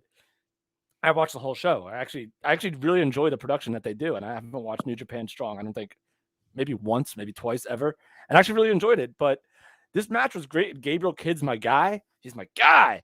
But yeah, and it was strong. That suplexes, but it was, to me, it was suplexes and slaps. Like, is that like? I guess it's a match. I guess it's a good match. I really enjoyed the match. Okay. What is Gabe Kidd going on his excursion? Is this his excursion? Is he still Black Trunks? Yes, because you can't go to fucking Japan. There's a goddamn pandemic. No, but I thought He's got his name on his tights. Yeah, but doesn't Japan send these guys, like, once they're ready not to be young lions anymore, like off to different promotions to go ply their trade? Yes. So why haven't they done this yet? Isn't he ready? I think he's like seasoned enough, no? Yeah, but I don't think they can I don't think they can send him. Don't forget, he's like Australian. So he was, when the pandemic started, he was not at the LA dojo and he was not in Japan. I think he went back to Australia and he was there for like 16 months. Well, listen, he might not be allowed back in Australia at all right now, based on what they're doing. Australia sucks. If you're in Australia, I'm sorry. Holy cow. Oof. Kevin, Ryan Schlong says kicks and punches. Isn't that all the 92 Rumble is? Yeah, but when there's 12 people in the ring doing it at the same time, your attention is spread out as opposed to just a match between two guys, which the only reason why I went out of the way to watch it is because the way that you hyped it up. And I'm not saying it wasn't bad, it wasn't terrible. Like, who am I to tell what? It was intense. It had emotion. 100% agree. 100%. But like, not like when 90% of the match is I'm gonna slap you, I'm gonna let you slap me. I'll let you slap me too. I'll let you slap me as well. And then do a sambo or something like that. And it was good. It was fine. I just thought that I was really excited to watch it. And then when I watched it, I was like, oh, okay, it's pretty good. Yeah, but New Japan does that all the time with the forearm stuff. Again, that's my ignorance to what they were planning on doing. I don't watch New Japan Strong. I barely watch New Japan. Now wait a minute, were they just slapping each other or? But like, it was like strong style. It was like legit, like legit. Listen, they were hitting. It wasn't for the weak. Yeah, agreed. It's like a Big Tom fucking Yuji Nagata match. Well, there you go. They beat the shit. I like when they beat the shit out of each other. Yuji was in the Rambo, wasn't he? Yes. Yeah. No, see, this is where Kate is wrong. Ryan with the W. Ryan's 100% wrong. Because Ryan, you suck. Oh, look out! Kevin's on his fucking high horse. No. I'll keep it quick. Comparing Royal Rumble 19, comparing any Royal Rumble to this match is silly, because it's a completely different objective in the match. It's a completely different objective. Again, I have no idea what their objective was in this New Japan Strong match. All I know is what I thought about it, and it was slappy, dippity doo, and a couple throw suplexes, and it was fine. It was intense. The emotion was there. I get it. I said it. It was great, but I got overexcited for this. Like, I went out of my way to watch New Japan because of the hype that you guys gave this, and I was just like, all right, it was there. You want to hear something really fucking weird? Yes. Royal Rumble 92 turns 30. That's right. This month. 30 years ago that shit was. Happy birthday, Royal Rumble 1992. You've earned it. 30 years ago. 30, dude. Oh, I am well aware. We are getting older. I was in high school when the 92 Rumble. Dude, I was 9 years old. I was graduating high school that year. Yikes. Wait, what? I wasn't out of elementary school and you were graduating high school. I was starting Seton Hall that fall, dude. Oof. Woof. I'm old. Woof. From New Japan Pro Wrestling, we're going to go to NWA Power. Now, in fairness, I did not. I started watching the NWA USA, which debuted this week. I did not get through it. I'm really looking forward to seeing PJ and Luke Hawks lock it up. Oh yeah. So I know you watched it, but I don't want to know who wins yet. But if you want to talk about it, Look, you can. all I'll say about NWA Power or not NWA Power USA, NWA USA YouTube show, 12 o'clock noon on Saturdays. It's a half an hour. It's a fucking great watch. It's really focusing around the junior heavyweight title that they're introducing. There's a tournament. It was fun, man. Fucking popping on the YouTube, streaming it to my TV. Fucking George South is on my TV. It's 2022. Fucking George South is on my TV on a Saturday afternoon. You know what was cool? 8 years old again. Did they? I know he was calling out Colby Carino. Do you remember when they were doing Circle Square that those two guys actually wrestled each other? Was that what was playing into the story there? Yes. Okay. Also, Tim Storm is in charge of this show now. Like he's like the general manager. He is the authority figure of just NWA USA. That is fucking awesome. That is really cool. Because when your boys were coming out, Colby Carino's guys, and they fucking gave George South the old beatdown, Tim Storm's like, not on my watch. You guys are done. Get out of here. See you later, fixers, you sons of bitches. Those bastards. That Jay Bradley. I thought he was good people. What happened to him? He found a cheeseburger stand. That's what happened to him. Holy shit. Him and that wrecking ball. You don't like Wrecking Ball Legursky? Those two slobs. He wrestled Matt Taven this past week on Power, didn't he? He came. They were talking shit, and fucking the OGK was having none of it. Yeah, OGK's been getting around lately too. You guys could talk about that later. That's some interesting shit right there. We definitely will. Oh yeah. Well, we kicked off Power with a 4-way to see who qualified for the NWA Junior Heavyweight Championship. It was Alex Taylor, Miguel Robles, Jeremiah Plunkett, and Jamie Stanley, who was flanked by Sam Adonis. And we saw Jamie Stanley steal a victory after a Jeremiah Plunkett spinebuster. He just kind of booted him out of the ring and stole the pin. What did you think of this match, T-Donk? I am more and more a Jeremiah Plunkett fan every week. Dude is awesome. He's got the old school look. He's got the old school moves, and he got fucked old school by getting shit canned after he hit his finisher, and that was that. I liked it. Yeah, I enjoyed it very much. I like Jeremiah. I'm with you, and I love this Sam Adonis, Jamie Stanley type of, what are they, the rude dudes? Is that what they call themselves? Yeah, and he's got the fucking eyebrow, and he does the pose and shit. What a dick. Yeah, real fucking douchebag. So Jamie Stanley wins. From there, we go to the podium. Aaron Stevens looks like he's an extra on What We Do in the Shadows with his fucking heavy eye makeup, him and fucking Kratos. Yeah, but you know what's cool? This was Aaron Stevens pre-pandemic. He was already getting into this kind of gimmick.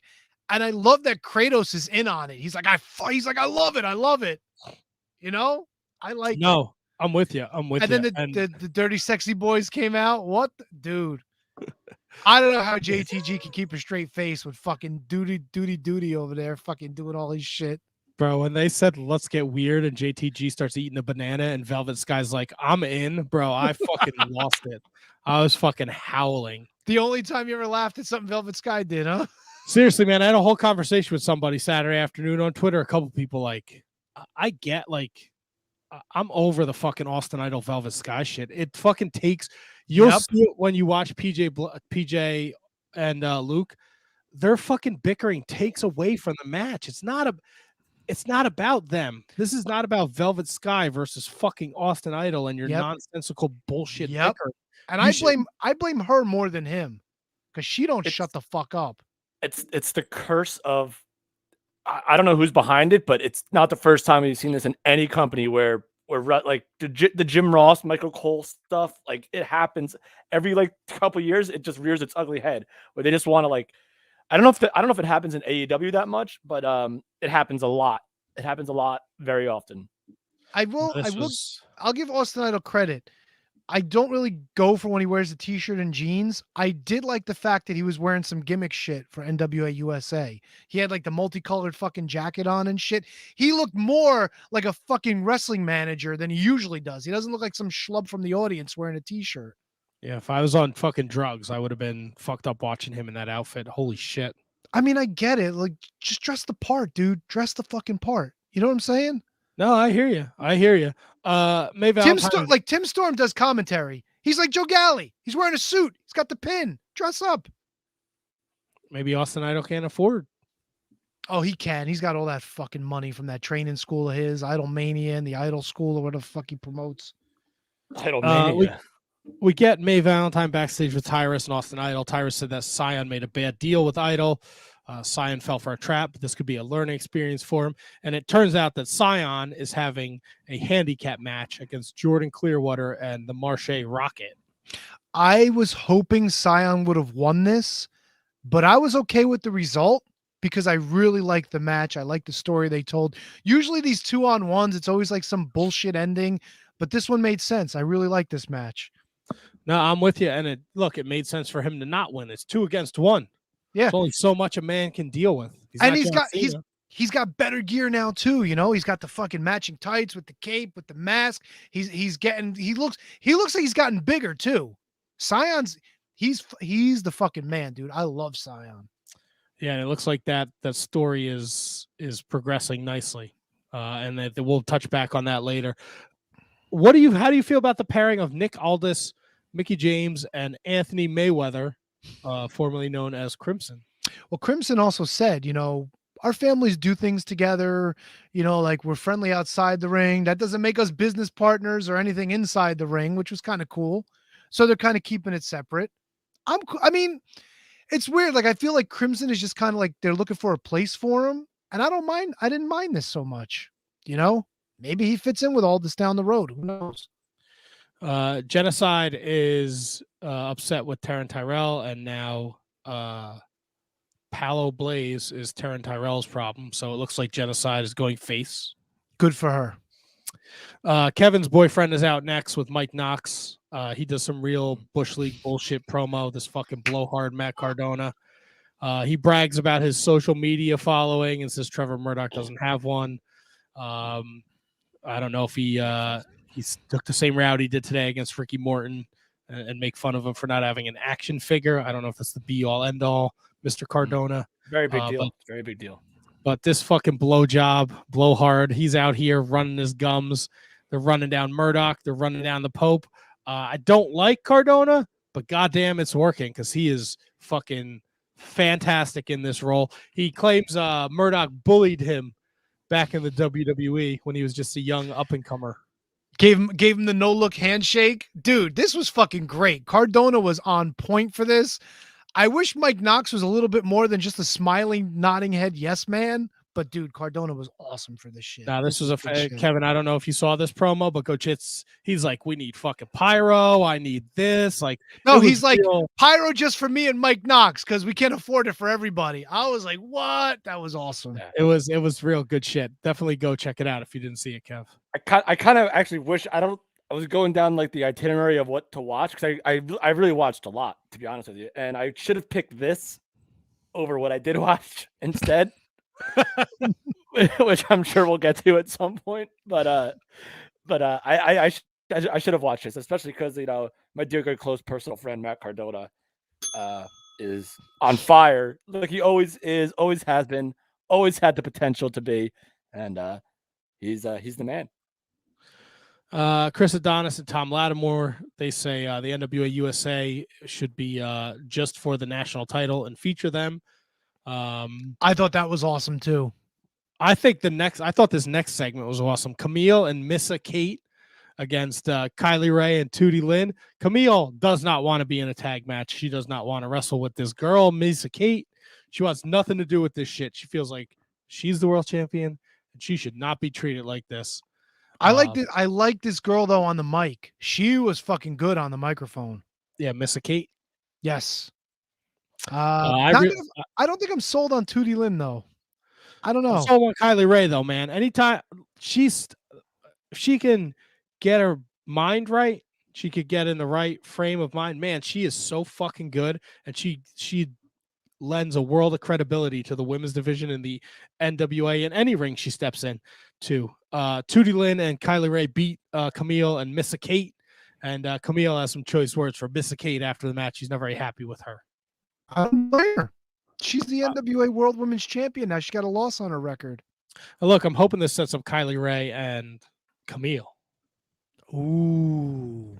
You mentioned it before, Tony. Matt Taven and Wrecking Ball Legursky. Matt Taven with the win. He uses the Legursky going up to the top rope. He gets him in a compromising position, ends up power bombing him from that position to get the win. I thought it was a good match.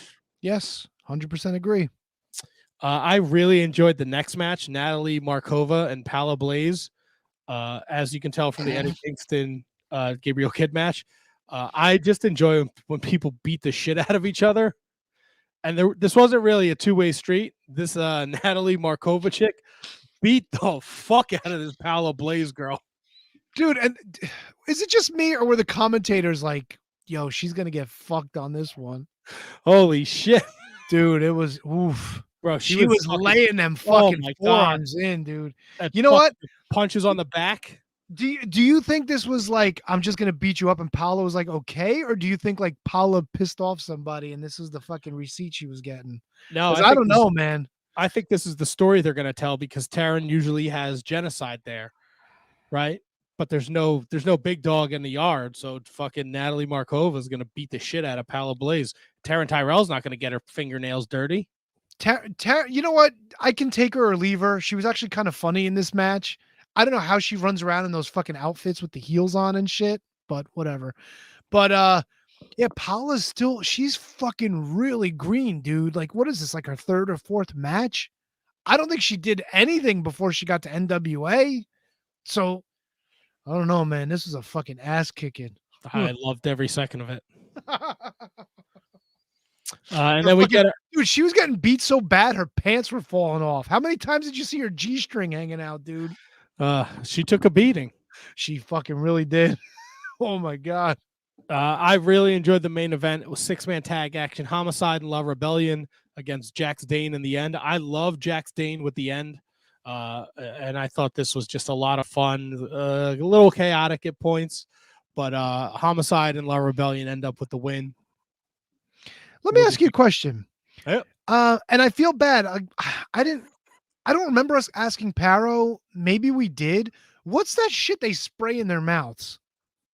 I don't know. You know what? We didn't ask and we should have because it's like a silver. Yeah, and Paro's usually spraying it in Odinson's mouth and then he fucking like that shit. Maybe it's Banaka. It's weird. It's like fucking spray paint or something. Maybe it's. I do agree though. I like Jax Dane being with these guys. It's a whole lot of beef on that 6-man. Ooh boy. And you know what? I'll say it. La Rebellion is growing on me. I was kind of hoping they would have lost to the end. I'm digging them. Now that we get to see them more, I'm really digging them. Yes, absolutely. They're fucking fantastic.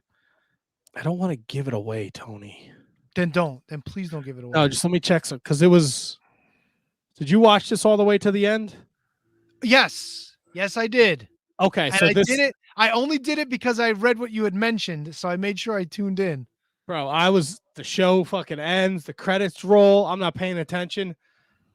I don't know what they're doing with Sal Rinauro, but I am fucking all in, dude. I like it a lot. They all in. After all this time with Sal just being an underdog, he fucking deserves this, dude. This is going to be a great run. This is going to be awesome. Even if he's just like the fucking, like the nut job to Judias's fucking like straight killer, it's going to be fucking great. Maybe he's going to be like the Mikey Whipwreck, you know? Maybe he gets the Mikey Whipwreck role and Judias is like the Tajiri, you know, just the guy that takes care of business. I like it. No, I was not expecting that. And the screen just goes from the outro music to a real close-up of a cracked out looking fucking Sal Rinauro. And he is just fucking giggling to himself like a psychopath. It is fucking fantastic. 100%. I'm all in on Sal Rinauro. Love it. So happy I got to watch NWA. And they re-signed Nick Aldis. Of course. And they announced they're going from 4 to 6 pay-per-views a year in 2022. More for me to win. And shut up. And that NWA Power will be back on YouTube and available 3 days after it airs on Fight. So do I need to keep my fight subscription Well, anymore? that's up to you. Hold on. Let me find it in my notes. I'm sorry. Let me give you the exact details because you can sign up for the pass too, which I think is $50 a year, and that gives you here it is. For all access pass, it's $50. And what do you get with that? The all access plan is available now, giving fans the ability to stream all 6 pay-per-views on the calendar, debut episodes of Power, and the new NWA USA show. Oh, so this is going to give you the pay-per-views for the year? Yes. Oh, dude, I got to jump on that for 50 instead of paying $5 a month. Steal too. Yeah. That's awesome. Monthly I got to switch plans- my sub. Monthly plans are also available for $5, and then purchased separately, the pay-per-views would be $25 each. So So if you stay on the $5 monthly, you're not getting the pay-per-views. You got. I don't have the exact details in the notes I pulled, but I would check into that. But if you pay, because it's a monthly plan, so I'm sure if you just, I mean, No, I've been paying the $5 a month, and I've been paying for the pay-per-views. So right, but now that's a they're fucking changing steal. they're changing their platform. $50 a month a year is a steal. Exactly. So look into that, T-Dunk. Yeah, it's the same model that the network kind of had. It's the same thing. That's awesome. They plan on getting more subscribers for the lower price, but then they'll probably triple their subscribers and make more money in the meantime. Yeah, so and then I know this last set of Power was only available on Fight. Now it's going to go back to being available on YouTube as well. Just a couple days after. So, well, I think that's already happened because I went to like I said, I wanted to watch NWA, and I literally Googled NWA Power, and it was up. Yeah, I think I think they may have just started it this last week. I don't know. And Aldis re-signed his contract, so he'll be continuing to appear in the NWA. Kevin, things that you probably didn't want to watch or that you think you should have watched instead of this. I'm guessing you watched MLW. Matt, I watched MLW. Right, I also watched it, and I'm sure Tony did. I got to piss really fast, so I'm gonna check out for 2 seconds, boys. But you guys may start the conversation about MLW Azteca. Tony, why are there so many clowns in MLW? Like every match had a clown in it. Well, this is what they're doing with the MLW Azteca. So, even before they started doing all this shit with Cesar Duran, they've had quite a few relationships with promotions in NWA, like the Crash promotion, AAA, stuff like that. So when you're doing business with these promotions, these are the promotions that have all the clowns. So, I know it's like Pagano, Psycho Clown, Murder Clown, Idiot Clown. So many clowns. Yeah, I don't know what it is. Maybe because they consider wrestling to be a 3-ring circus in Mexico. I really don't know. And I don't know. And just like I thought that maybe the Kingston Gabriel Kidd match was overhyped, I don't think this was that bad. I didn't really care for the 6-man that opened the show. I really didn't like it. Okay. All right. It was. I don't. Was that Sin Cara in there? No, I don't think so. I think he had the same gear, the same. A lot of those masks all kind of look the same. No, dude. This was like the trademark Sin Cara, but I just couldn't tell who. It was hard for me to tell which luchador was which when they mentioned them by name because I had no clue. So I'm trying to. Go ahead. Dude, it was a little sloppy, but like, I mean, they're not doing easy stuff. So to me, it was all right. There was a nice little 630 out of there by that one masked clown. Yeah, but it just seemed like they were too all over. Like, look, I get it. Lucha Libre is a lot different than, your standard American wrestling. And It's fine for what it is. This one, I just felt like it was like way too much. Okay, just stand in a position and then just do a move. You know what I'm saying? Like, to me, it didn't really feel smooth at all. It just felt like it was like just guys just getting into a position and then just doing a move. Like, it just seemed this way disjointed for me. Was this the premiere episode of this Azteca Underground thing? Yes. All right, so maybe in their heads they're like, all right, just like kind of like what Nitro used to do. What are we going to kick the show off with? how about we do a banger 6-man tag match with flips and this and that and all this stuff to try to ingratiate ourselves with, the American audience. And listen, I'll say this, their setup is awesome. Like that might be the best looking. I know I think they were in Mexico because that was the set of like the Crash, I think. Yes. So their setup is better than anything other than, a major show like AEW, Dynamite and Raw. It was pretty dope. Like the appearance, the presentation was all right. Again, I didn't hate the match, but I understand why people would. It was a little all over the place, a little sloppy, little there's a guy wearing a hat backwards and not with sunglasses underneath it. I think, you know what, Kev, you were absolutely right. I had to look it up. It's Mistazes Jr. That is the former Sin Cara. You were 100% right. I don't know how I didn't realize that. Probably because I was a little put off by like just the spots being missed everywhere. You know, I had a great match at this show, Richard Holiday. You know what was weird? Richard Holiday coming out with Alicia Atout.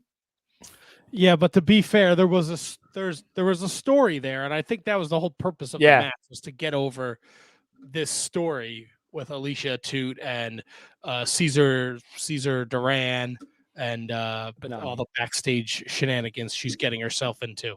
Yes, but it cost Richard Holiday the match because he was like, "Where are you going?" She was she was kidnapped. What do you mean? You were?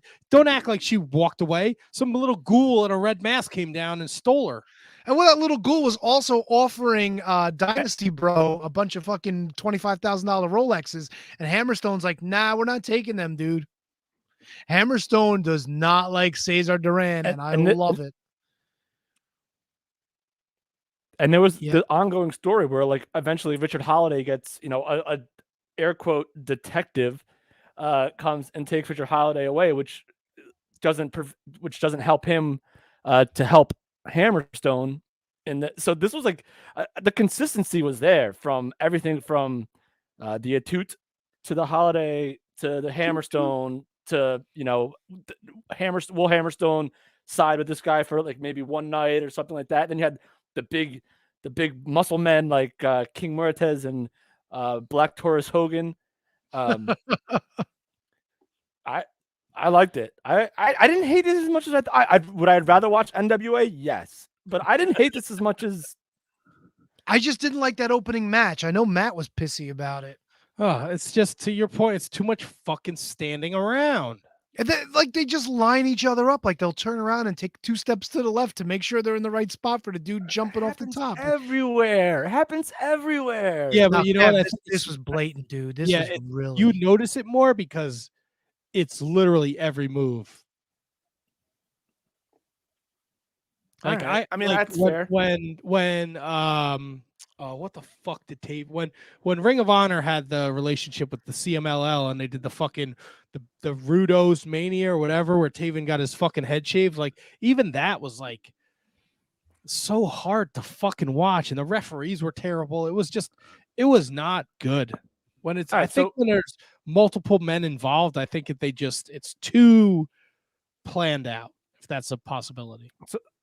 So MLW is probably in their heads. Again, I'm an idiot. So what the hell do I know? I know nothing. None of us know anything. But in my head, they're thinking like, all right, this is a new thing. What do we think will get people in? All right, well, AEW does Super Kick Party, all this stuff, all this, flying, tope suicidas every other match. So maybe they're thinking, all right, we have these 6 guys. Actually, I only knew one of them. I think Sin Cara was the only one that I even ever heard of. But like, all right, so what's going to get people? What's going to draw people in and watch our show? And if we execute it perfectly in this opening match, then yeah, maybe people will chime in. Sadly, they didn't. And there was like, I think the opening spot was the guy in the all white. I don't remember his name. I'm sorry. But he did like all these flippity to just do like an arm drag. I didn't even connect with the arm drag. Yep. Yeah. I'm not saying it wasn't tough to watch, but I'd watch it again. Well, Aramis and Ares is the feud that started in MLW, so those guys each captained their own team during this match. But I get it; it just wasn't for me. Okay. This was not good for Lucha Libre. Like if it was well executed, I could accept it and enjoy it, but it was all over the place. It was rough. And the referees in Mexico are notoriously That's a fair fucking point. bad. That's dude. a fair point. Notoriously bad. They get the biggest motherfuckers they can find, put a referee shirt on them, and then these guys struggle to hit the canvas and then struggle to get back up again. No wonder there's always 2 referees in these fucking matches. I'll tell you what I am excited for. Alex Kane, Calvin Tankman, the hype video. That was dope. There. And 5150 in the Von Erichs. Can't wait for that. That's going to be fucking great.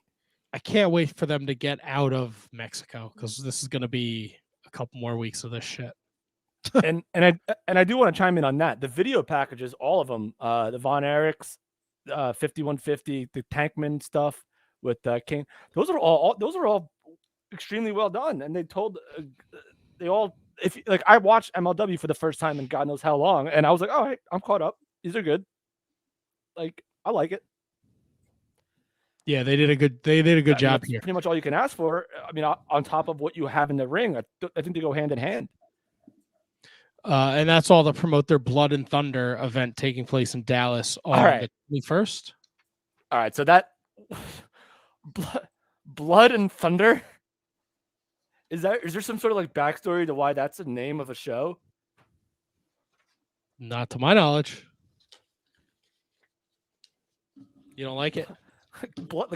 Blood have to do with like an inconvenient weather condition, like blood and thunder, urine and lightning. Like, ooh, guys, I'm sorry, I got breaking news. How does that make sense? Kev, breaking news. Your boy Chad Gable, what's his team name with Otis? Alpha Academy. Alpha Academy is your brand new.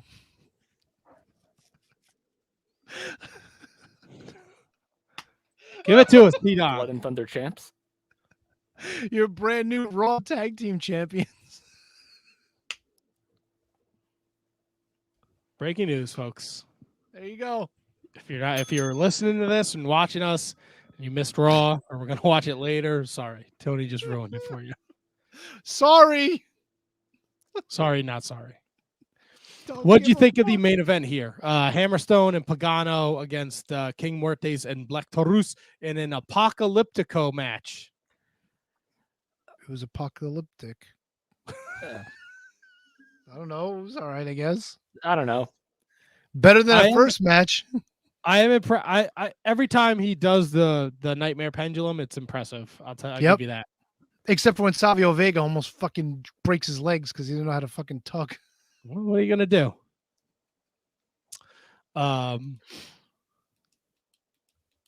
Yeah. What'd you think of the end? The beatdown, 3-on-1 sucks. Do you think Hammerstone's gonna lose a kidney title? The kidney title? No. He's not gonna lose a title. He's fucking Hammerstone, dude. He ain't losing shit. All these masked assailants carried him out of the ring. It's Mexico. What do you think happens? I will tell you this though. If they're gonna become Hammer Clown, if they're gonna have all these masked assailants come out there, can you please like not have them wear jeans and a t-shirt? Like, there you go. Like if you're gonna do it, like at least have them all in all black or all like at least wearing like a button down and something. Guys were like the crowd. It's literally like the guy that was just like serving somebody food in the back. Like, oh, we need somebody. Let's do this. Like that looks so trashy. It's ridiculous. It was a bunch of Austin Idols in masks. Next week you'll see Alex Kane against Aerostar, 5150 against to be announced, and Bestia 666 will be in action. The card for the Texas show, Blood and Thunder, Kevin's favorite new pay-per-view. Yeah, he's back. That was cool. We'll see a False Count Anywhere MLW World Heavyweight Championship match as Hammerstone defends against Pagano. We talked about 5150 against the Von Erichs. Jacob Fatu against Mads Kruger. Alex Kane Tankman. Roxy against Miranda Gordy, and Davey Richards against ACH. Ooh. I like that Miranda Gordy's coming in too. Like that a lot. Yeah, that'll be interesting. Dude, what were the Free Babes when they were in the NWA Women's Tournament? I thought that was cool as shit.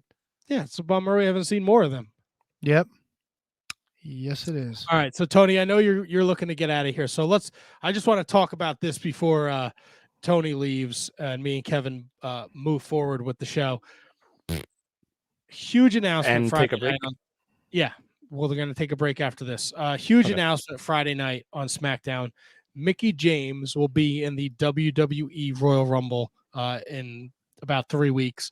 For those of you not familiar, she is the Impact Knockouts champion. She's the world champion there. She's on the NWA, and obviously she had a very public exit from the company where her shit was stuffed into a fucking plastic bag. This is huge. What do you guys take away from this huge announcement Friday night? It's huge. It's a big deal. Good for her. I'll go first. I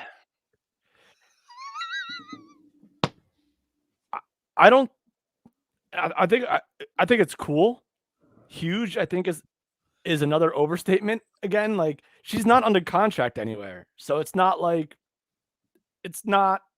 groundbreaking where they're working with so-and-so and so-and-so and so-and-so to bring her in. She can do whatever she wants. So, but I mean, I think it does have more ramifications with Impact as it does with that. So obviously, and that's why I think, and we'll get to Hard to Kill, I think that's why they kept the belt on her. So I think it's awesome. It's cool. It's great for Mickie James. The fact that they were able to mend fences and everyone that was responsible for that debacle is no longer with the company, with WWE.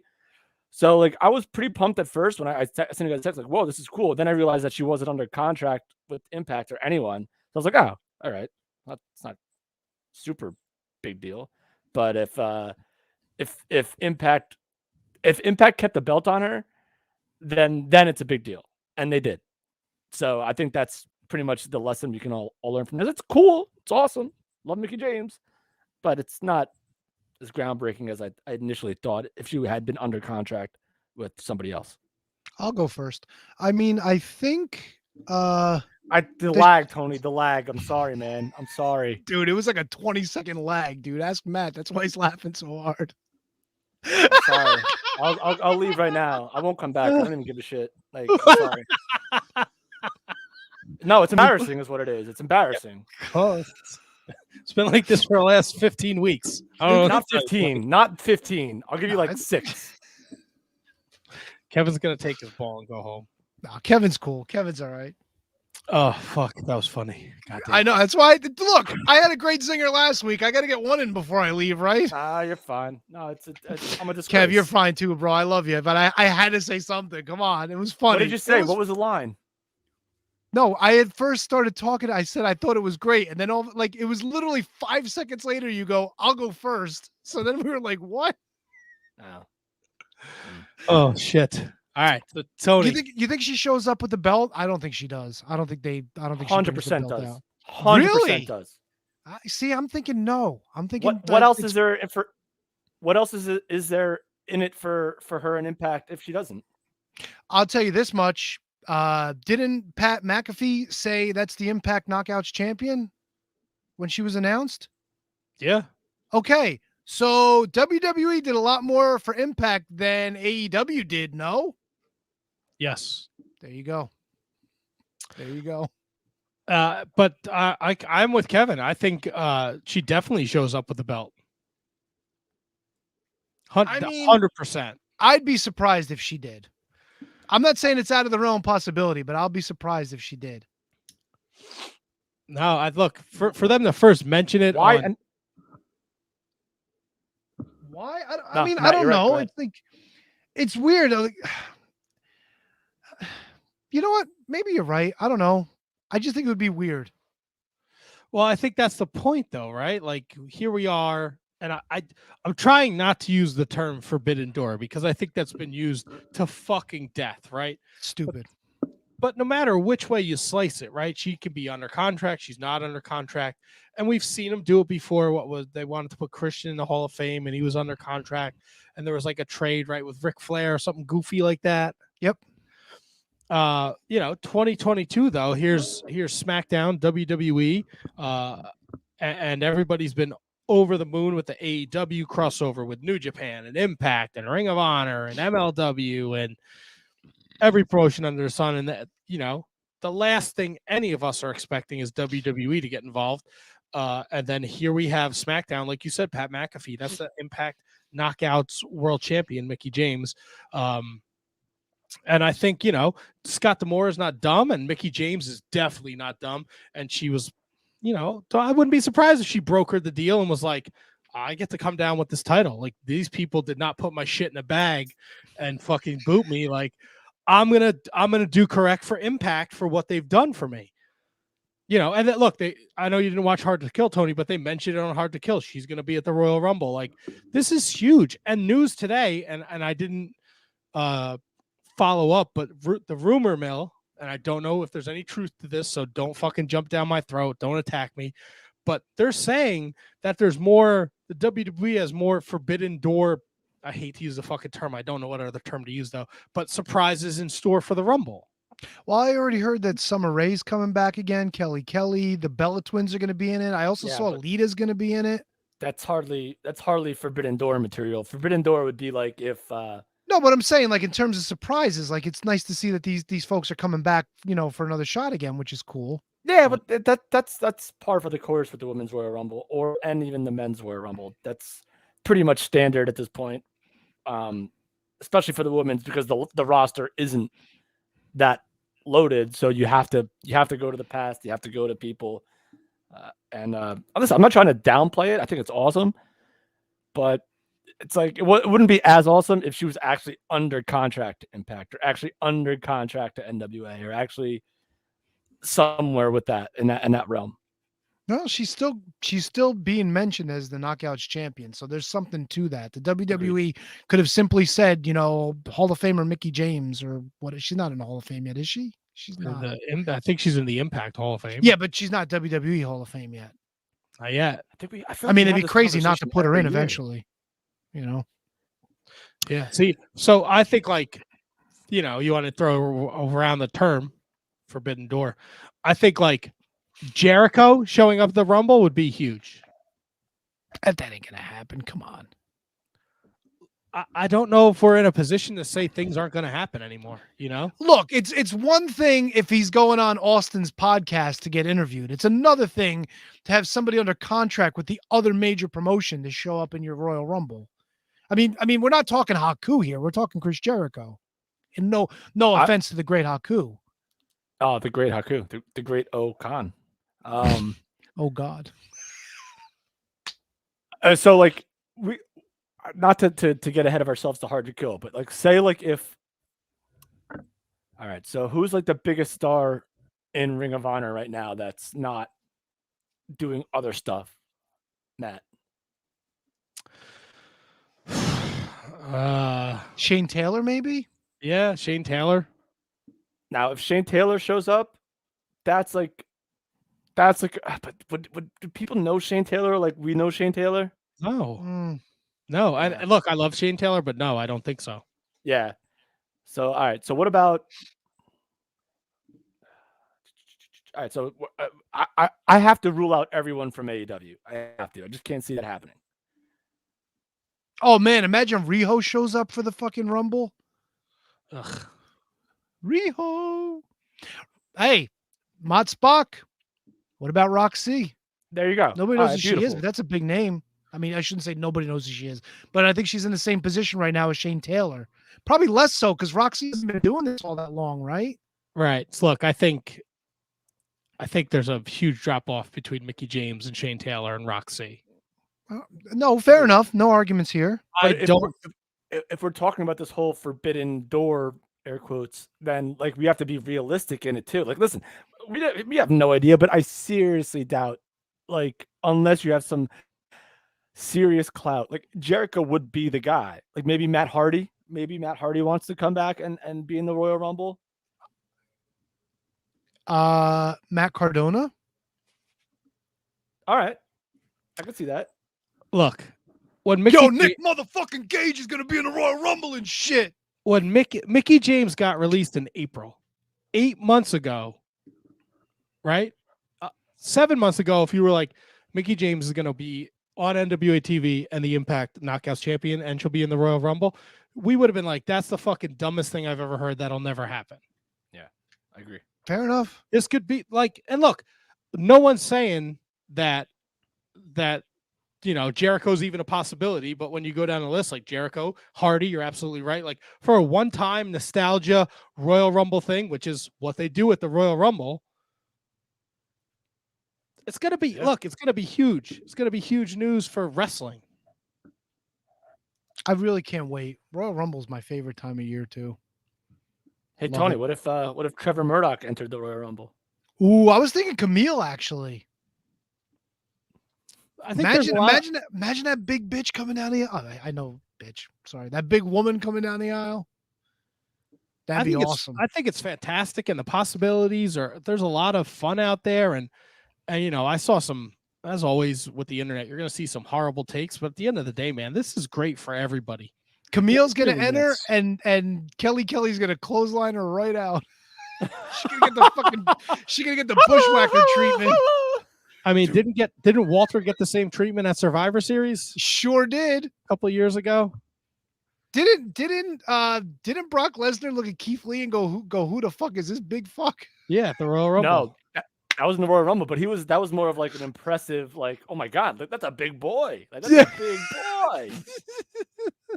So that was more like respectful than like the Mike Knox treatment when Shawn Michaels super kicked him and who the fuck was that? What an asshole. That's shocker. Shawn Michaels is an asshole. No. Hey, Shawn Michaels the only guy who still got a job. Holy shit, man. They're just fucking dropping them left and right? Regal, the Road Doggy Dog, Timothy Samoa Thatcher, Joe. Samoa Joe, Danny Burch. They're just starting completely over. Allison Danger. Who I didn't know was Steve Corino's sister. I had no idea.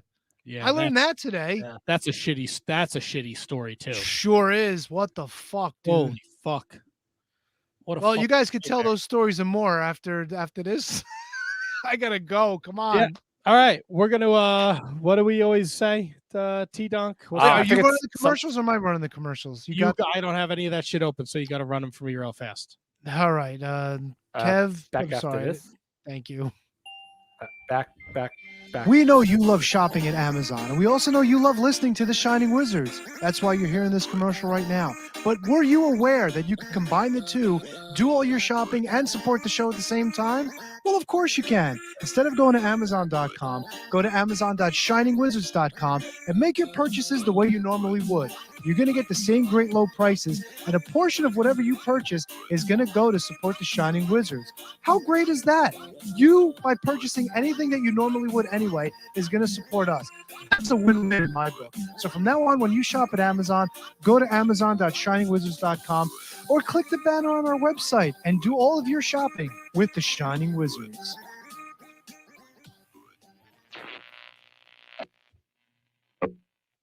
Because of the obvious threat to untold numbers of citizens and because of the crisis which is even now developing, this radio station will remain on the air day and night. This station and hundreds of other radio and TV stations throughout this part of the country are pooling their resources through an emergency network hookup to keep you informed of all developments.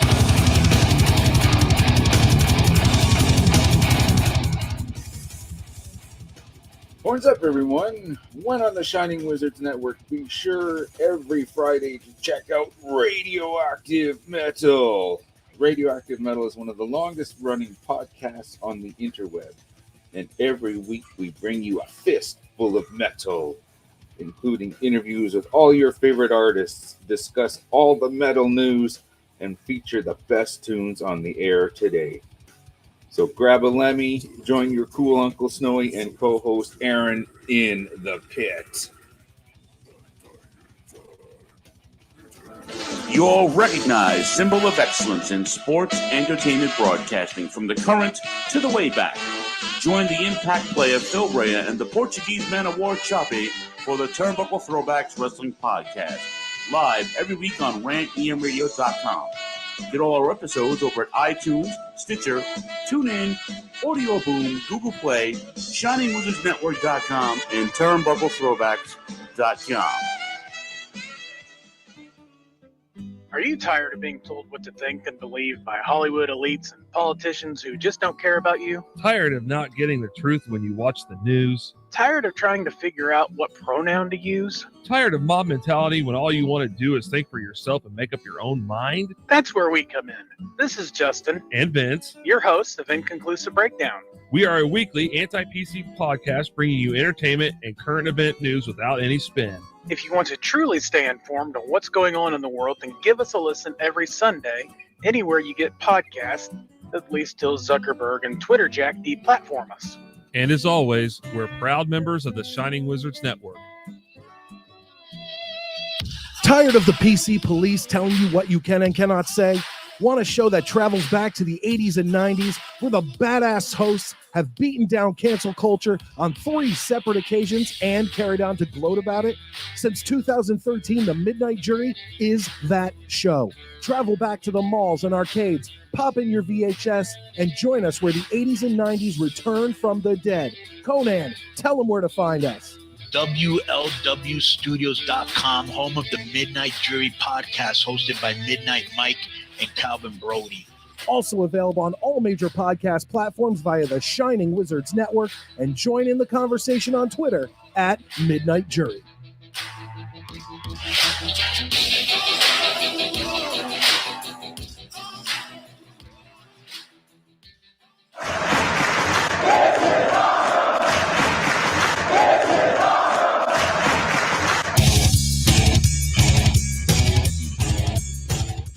What's up, wrestling fans? You want something awesome?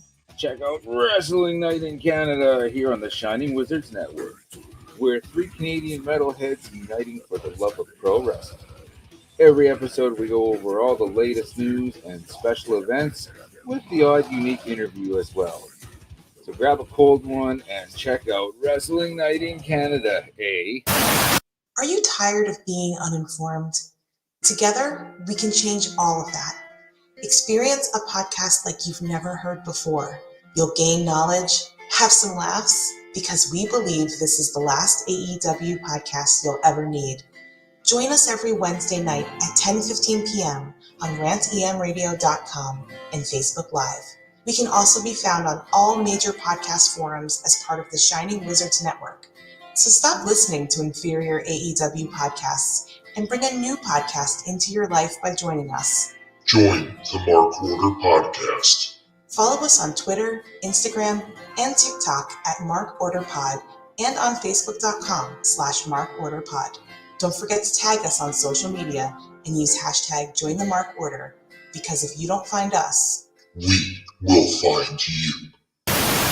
Good morning, good afternoon, good evening, and good night. My name is Thomas, and what's your name? I'm Alan. Alan. Yeah. We're brothers. That's right. Yeah. Yeah, same mother and father. Your room was... Oh, we share the room. Shared a room. We share the room. Thought I knew your face. Yeah, we go way back, mate. Yeah. We should do a podcast then. We have. We do a podcast. We do a podcast. What's it called? The Broadcast. Yeah, that was planned. Yeah. Well, what do we do?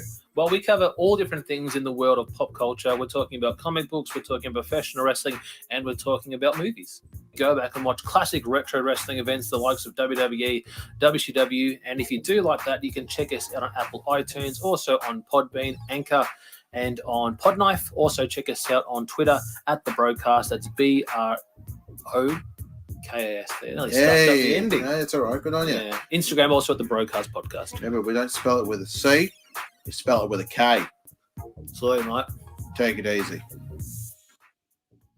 All right. We are back, and we're going to take this time to thank those that support us over at our Patreon. So if you're a fan of the Shining Wizards Wrestling Podcast and you want to support us, you can head over to patreon.com/Wizards Podcast. And for as little as $1 a month, you can support the Shining Wizards Wrestling podcast. So at this time, we're going to thank those that support us over at our Patreon.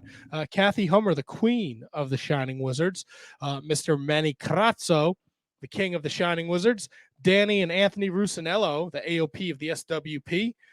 Sean Toe, Sean Calejo, Kate the Great Hensler. You heard her here last week from OnDeckIC.com. Fight Club, Sour Graps, the Mark Order podcast.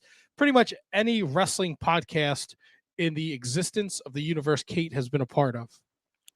Matt Garifo, no relationship to the KJG.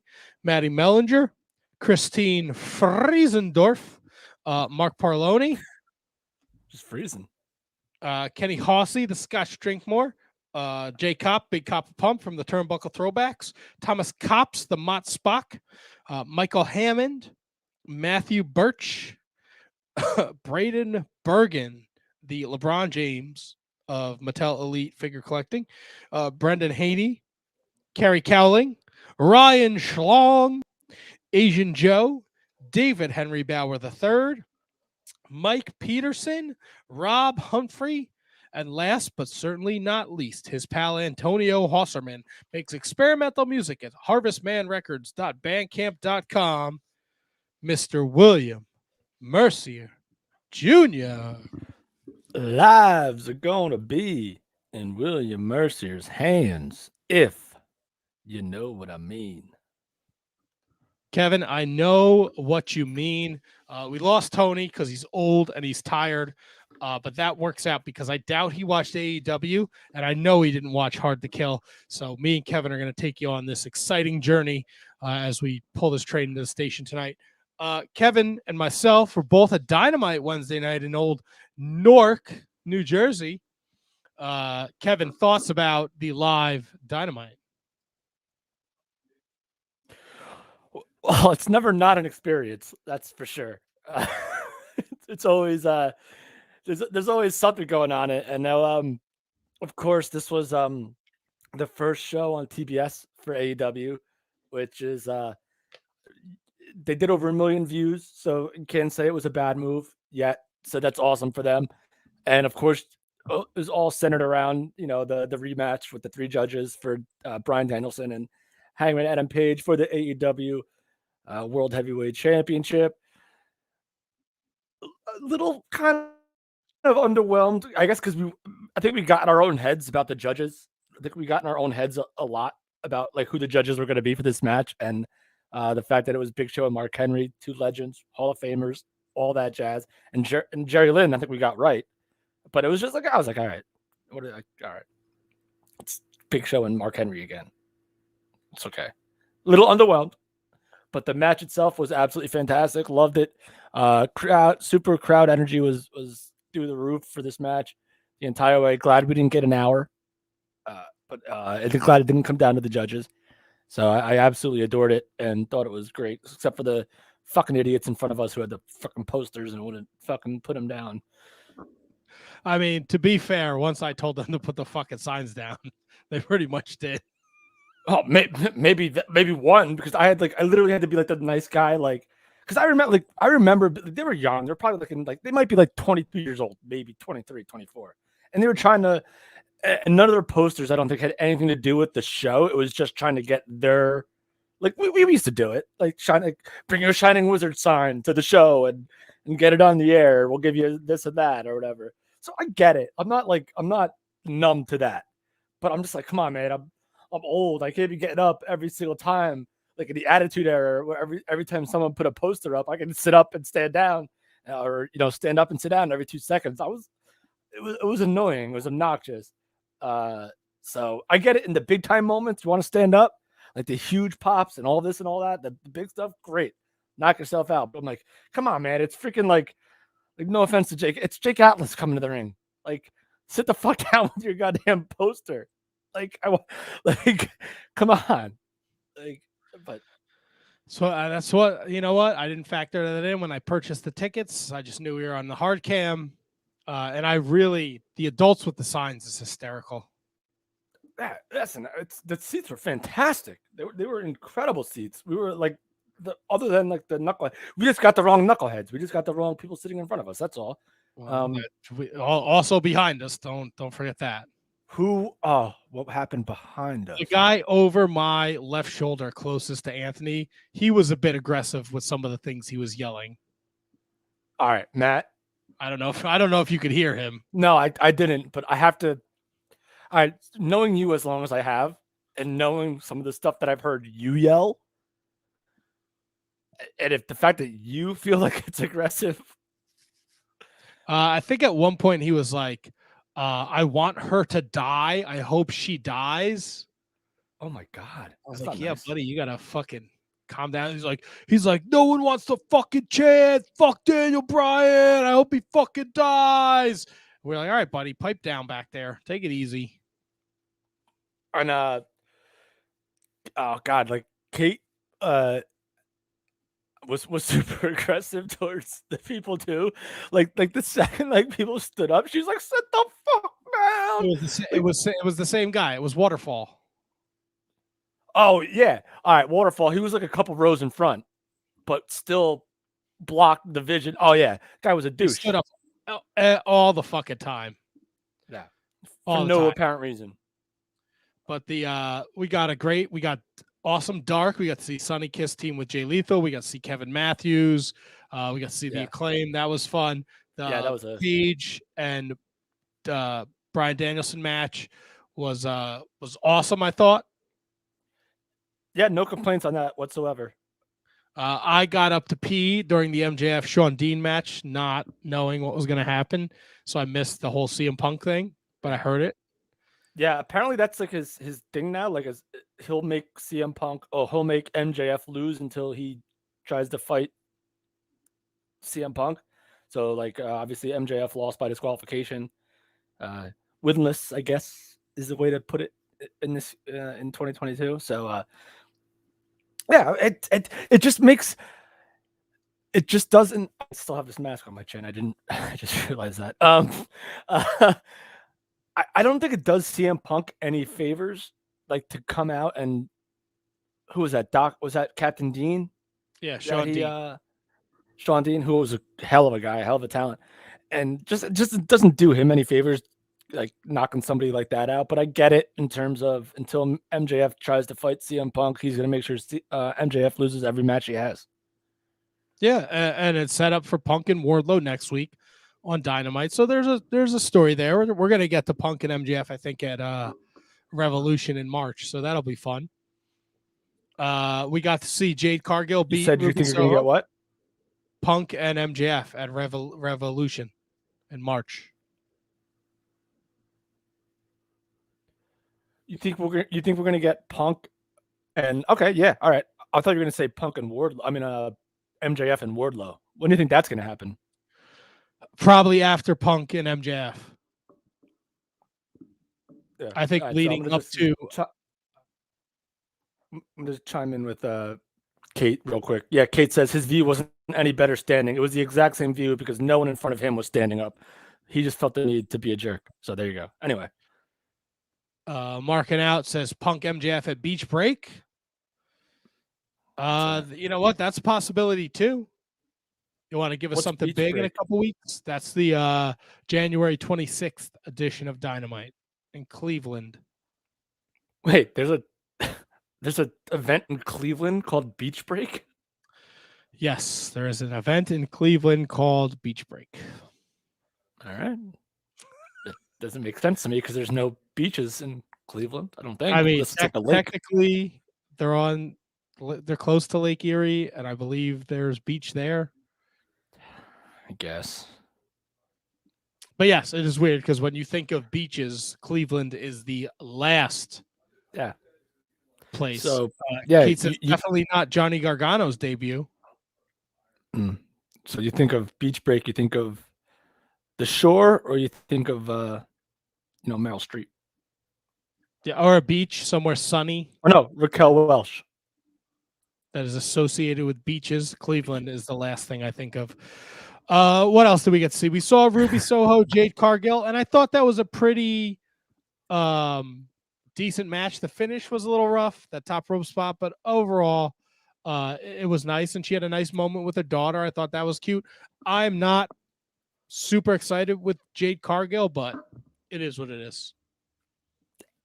I think this was a mixed bag because I think we all knew once Jade Cargill showed up in AEW, she was destined for big things, no matter how polished or no matter how awesome she was in the ring. I think she's an incredible talent. I think she's an incredible entertainer, and they're going to happen. Like some of these little rough patches are going to happen for her, but I just think that she 100% deserves it. She's a, I guess we can say like an Andre or a China or a, I don't know, somebody else, like anyone else. She's an attraction. She's 100% an attraction, and putting this championship on her was the right thing to do. And I had said, I think like 4 or 5 weeks ago, if my Wi-Fi was working, I said that she's going to win this championship. She's going to be the first TBS championship, and she was, and I think it's 100% deserved. What else did we get to see? Malachi Black and Brody King, or Jesus Christ, Malachi Black and Brian Pillman Jr. Brody King Jr. Brody Pillman. I don't like Brian Pillman Jr. I don't think he's very good. You saw never have. No, he fell off the ropes a bunch of times. I don't know if that last spot was planned. This is when he slipped off the springboard and then just stood up and got his fucking dome kicked off. But I think the bigger thing we took away from the night was that rumors were circulating that we were going to see possibly a Brody King debut. They did the fucking lights out gimmick. Nothing.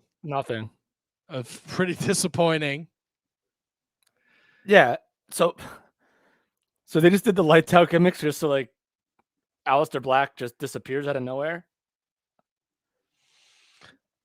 Yeah, I guess so. Silly. I guess so. And they did it during the main event too, which I thought was weird.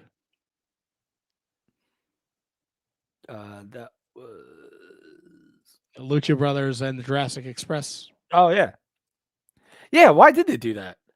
I don't know. And it seemed like they were setting things up because Malachi Black had blasted Brian Pillman Jr. and was going to beat up Julia Hart.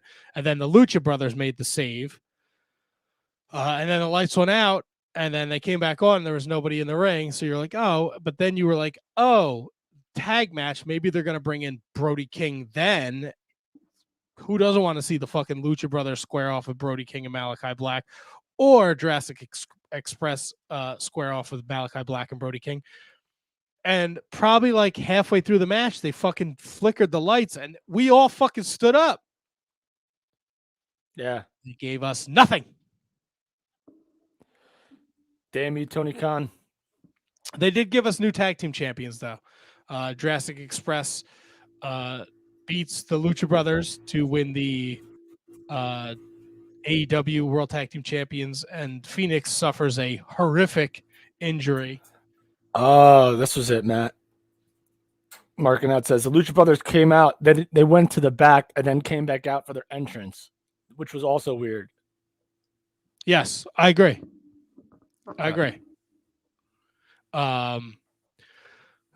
So Luchasaurus throws Phoenix through a table and Phoenix lands on his arm, and your arm is never, ever, ever, ever, ever, ever, ever supposed to bend like that.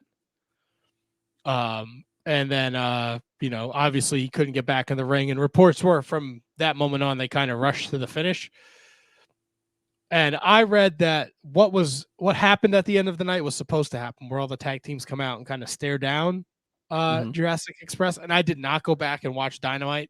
That's one of the things I didn't watch this week, but I don't know how it played on TV. But there, it was just weird, especially from where we were sitting, because behind us, Malachi Black was up there, Kingston was up there, Santana and Ortiz were up there.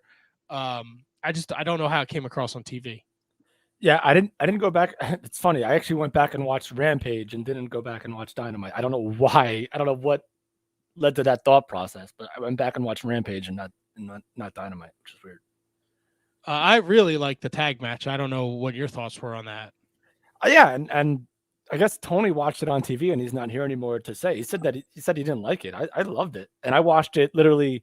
I didn't want to come back to our seats to interrupt in the middle of the match. It's kind of like hockey etiquette, where like you wait for there to be like a dead puck and then you go in. So I literally found 2 seats, 2 rows above us to the left, And I watched the entire match, and I had no issues with it whatsoever.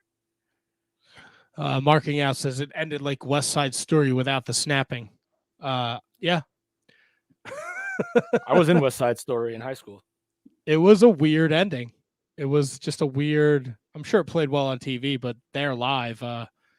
Yeah. And then we got this. We sat through Rampage, that horrific Jake Atlas injury against Adam Cole. It was pretty rough. Yeah, but I lost my shit when Adam Cole came out. Everyone did. It's a fucking great entrance. You do the Adam Cole, baby. That's right. I was freaking out. I loved it. What do we see? Rio and fucking Ruby Soho against Jamie Hayter and Britt Baker. Yeah, right. That was the tag match there. Yeah, there's dissension between that Cooley and Britt Baker. I don't get Riho. I don't understand it. It's just she got her chance at the belt on Saturday. She did. And then Eddie Kingston and Santana and Ortiz wrestled 2.0 and Daniel Garcia in a match that was absolute chaos live, and you saw nothing because it was all outside the ring. I bet it was fantastic on the TV box, though. Yeah, I watched it. It was I despite what I said about Eddie Kingston and my dear good personal friend Gabriel Kidd before, I love Eddie Kingston. I'll never say like a harsh word about him. He's just the man. And Santana and Ortiz against 2.0 I never got. They kind of remind me of like, not just because they're from Quebec, but they kind of remind me of like the Rougeau brothers a little bit. Just like they're there. Like they're okay. They're talented in the ring, but they don't scream charisma. They don't scream like anything. But the fact that they're put in this role with Daniel Garcia, and the fact that they've been thrust into these positions with Jericho, with the Inner Circle, with Eddie Kingston, it's kudos, man. Apparently, a lot of people smarter than me know more about them than I do. So I enjoyed it watching it back on Rampage today.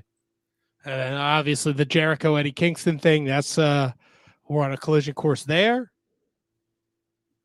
So that should be interesting. And then we got Battle of the Belt Saturday night. Cody, everyone thinks he has COVID. He wasn't medically cleared. So we got Sammy Guevara and Dustin Rhodes for the interim TNT Championship, which was I watched that today. Fantastic match. Yeah, it was really awesome. Really fun to watch. Dustin Rhodes has no right doing fucking Canadian destroyers from the apron to the outside through a table. Through a table? What the fuck, man? Holy shit. What is his finisher is like the Code Red, but what is that a Canadian destroyer too? Because I'm like turned away for a second and I missed it. Whose finisher? Cody, like the Code Red. I mean, not Cody. Dustin. Sammy Guevara. Is that Sammy Guevara's finish? I don't. He usually does the 630. Yeah, but there was something where the Code Red, which I thought was a Canadian destroyer, but then it's they a form of the Canadian destroyer. What's that? It's a form of the Canadian destroyer. Okay, so then they called it the Code Red, and then when he actually did the Canadian destroyer onto the table, they called it the Canadian destroyer. I'm with Mark now too. Oh, sorry, Kev. I don't mean to cut you off there. No, it's fine. I just don't get Fuego in general. I don't get Fuego being there either. I get my balls busted on Wednesday night. Who hurt you? He fucking sucks too. It was stupid that he was there. He just came out from under the ring. What? No, he came. Did he come from under the ring, or did he come down to just take a table out from under the ring? Whatever he did, it was fucking dumb. Mark and I said Code Red is the Sunset Flip Powerbomb spot. Okay, that's right. Yeah. I don't like Fuego. I don't get it. I don't care for him. With you. So, yeah, he was under the ring. Yeah, marking out. Coming in hot. I love it. Thank you, guys. Marking Out's a great podcast. If you guys are looking for another wrestling podcast to check out Marking Out. Just throw Marking Out in your Google machine or your podcast machine. They do a great show, so check them out. They've been around just as long as us. I think they have a couple weeks on us, to be honest with you. Monster podcast, monster followers, monster following. Give them a shout. And Ryan Sullivan, Matt hates fun. I don't hate fun. I hate Fuego del Sol. I hate Marco Stunt. I hate useless performers. Those two are both useless. We saw Britt and Rio again. I just am not into Rio. So I kind of was punched out of this match. Oh, and Matt Sydal and Ricky Starks. All right, so So Battle of the Belts. The FTW Championship we're now considering like a real belt that I understand if you want to defend it, but when you put it on a show called Battle of the Belts, and that's pretty much solidifying it as a real title. I mean, we've seen it change hands. It's so silly. I agree. I hate as an ECW guy, don't do it either. Don't fucking say it. I'm not gonna do it because this is a different conversation. I fucking hated it when Taz fucking bought it out there to be the FTW champion, and then it was fucking defended, and fucking Sabu won it, and it was fucking dumb. And then they bring it to AEW. I don't like it either. If it's a reason to get Ricky Starks on my TV screen to wrestle Matt Sydal, I'm not against that. But I just like, if you're gonna be like Ricky Starks and Dontae Martin are gonna feud over the FTW title, I'm like, I really don't care because it's a fucking made-up title. So we talked about like the New Japan, like the IWGP stuff. Like, does AEW, are they gonna put like in title history? Are they gonna have a section for the FTW championship? Like, let me see. Let's look. FTW. Nah, there's no. I don't even know if they have a title history on their website. Regardless, there's a title history on Wikipedia. All right. Well, all right.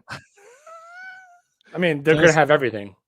AEW website. What's the AEW website? AEW.org? AllEliteWrestling.com. Let's see. AEW.nj.gov.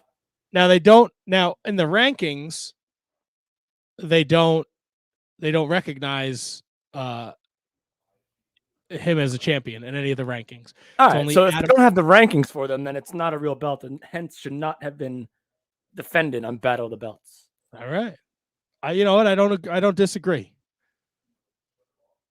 Let's see. Cassidy? You do hate Orange Cassidy, right? Pockets, yes. He is not. Look, on AllEliteWrestling.com, if you go to the roster, he is not listed on the champions page. Boom. Roasted. He is listed. Let's see. Does he have the belt down here? Was this in alphabetical order? No, this is in first name. Yeah. Okay. Usually they do it by last name. Yeah, well, I mean, it's only one of the two. It says FTW champion Starks on Team Taz. I take this mask off my chin real quick. Hold on. No, you're good. It says Ricky Starks, FTW champion of Team Taz. But again, at the top of the website, he is not recognized as a champion. So I'm with you, Kev. I don't think he should be recognized as again, if it's a reason to get Ricky Starks on my TV, I'm not against it, but I'm not investing. If you're going to tell me there's a fucking feud over the FTW title, I really don't give a shit. Yeah. Or it's going to be defended in some sort of made up prestigious position on a show that's called Battle of the Belts. And that's one of the belts. There might as well have just been the two matches. There was the women's title match and the initial TNT interim title match. So post interim match, Daniel Garcia attacked Sammy Guevara, and it looks like we're gonna get Sammy Guevara and Daniel Garcia Wednesday night on Dynamite. So that's pretty fucking cool. That was awesome. That was actually pretty well done. And listen, I don't think anyone believes that Sammy Guevara would ever have a chance in a real fight with Daniel Garcia, but they made it believable. So I like that. Yeah, and I think that match is going to be a fucking banger Wednesday night, so I'm excited for that. Kate says it's a belt. It's not a championship belt, but it's a belt. Well, Kate, I got a belt in my closet too. You don't see me fucking running around saying I'm the champion. Just holds my pants up. That's right. That's right. Goddamn kid. Nailed it. So Wednesday night on Dynamite, Punk, Wardlow, Hikaru Shida, and you know what I wanted to talk about? Before we move away from AEW, Tony Khan. Stop coming out in between shows. Bro, first of all, every time I go, I've been to 4 AEW shows since September. I do Joel Gertner ECW hands every time he comes out because he is like a fucking child on the screen. He's like this. Make sure you stay for Dynamite. And then honestly, it's not a good look for him with all the shit with the tweets going on. When he is like, play the promo we didn't play, and they play the wrong promo, and he fucking freaked out. This wasn't on TV. This was like in between them changing the aprons from Dynamite and Rampage. He's like, I just want to come out here and thank everyone for being a great fan. Make sure you stay for Rampage. We got a great show. We missed a promo for you, so we're gonna play it from the truck. Play the promo for the people, and they played the wrong promo, and he started fucking screaming like a child. I mean, look, dude, if he wasn't in front of the crowd, that would have been the same reaction that he would have had probably backstage. Yes, but he reacted like a child. Yeah, well, that it happens, man. I'm telling you, it happens. But it was very weird to see it. I was gonna try to do a Tony Kyle, but I don't think I could have done it any better than yours. Look, like him freaking out, right? And then, like, hindsight, like, is it out of the realm of possibilities that maybe he like did a couple lines of coke before Rampage a couple weeks ago, and then saw that Big Swole thing and was like, I'm fucking angry now. Dude, part of me will never not believe that this is a lot of double negatives here, but you can't act like that unless he's just, I don't want to cast aspersions, but dude, he looks like he's on coke all the time. Yeah, he's a fucking man. Bro, Rich P's got more money than he knows what to do with. He literally does what you do with your AccuFigures, but he does it with real people because he's got $1 bazillion. And then he probably does some coke too. And he's like, I'm going to make the greatest card ever. And that's what happens when you have. I just want to thank everyone for coming out tonight. We still have Rampage. Rampage is gonna be a great time for all of you people. And then tomorrow, Battle of the take it the promo. Play the right one. Play the right. Oh, fucking maniac! I'm gonna take a nap right now. An absolute lunatic. But with that being said, AEW is still my favorite thing to watch. Yes, absolutely. I just think there has to be someone there that's like, Tony, I know, come here. Boss, you gotta maybe send somebody else out to do that. Maybe like Punk or Thunder Rosa or some super over babyface to be like, hey, make sure you stay. Tony Khan's got a great show lined up for tonight. Jim Ross or Tony Schiavone. Or hey, how about the guy that you pay to do it? How about the ring announcer? Something. I get that he wants to be hands-on, but man, I think Mrs. Money was like, this. Does he have Asperger's? Again, I don't want to make. He might have something like that. He might be on the spectrum for all we know, but he just which again.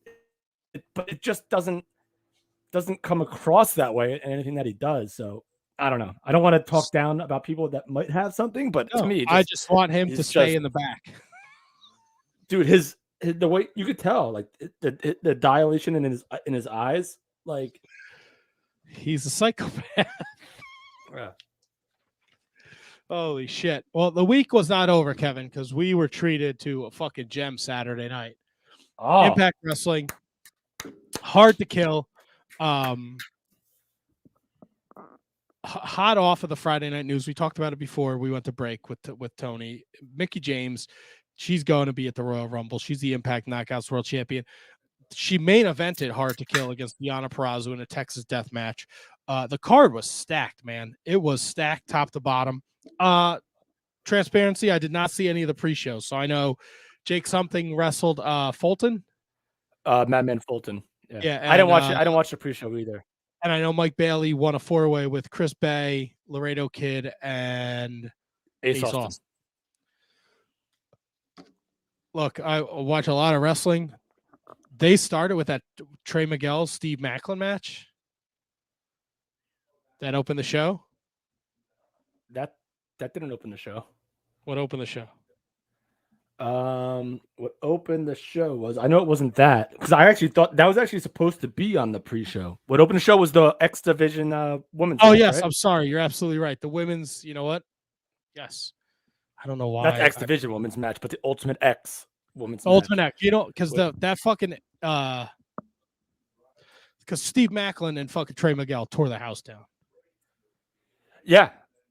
And I love Macklin. I'm a big Macklin guy. And Trey Miguel is just like, he's going to be the staple of that X Division for a long time. And the story was, like, I don't know if you know, like, if you're that familiar with what Impact. Well, you know what, doing, Kevin, to your point with MLW, Impact did a fantastic job telling me the stories for these matches. Yeah. So with Macklin and Trey Miguel is that Macklin hadn't been pinned, hadn't been tapped, hadn't been anything like that. And there's been situations where he lost, but like someone else was pinning like two people at the same time or something like that. So Macklin hadn't been pinned, hadn't been submitted. He may have lost, but he hasn't done any of those things. And the story, I was actually pretty close to picking Macklin on this to win the belt. But then I thought this was going to be on the pre-show, on the countdown, which I think it originally was scheduled to be on. And I was like, all right, they're not going to do a title change on countdown to the pay-per-view. So I went with Trey Miguel. And now the story is better. Now Macklin has a chip on his shoulder. Now he finally got pinned. He finally lost a match. So now it's going to further this story about Macklin being like just a super like bitter chip on his shoulder guy.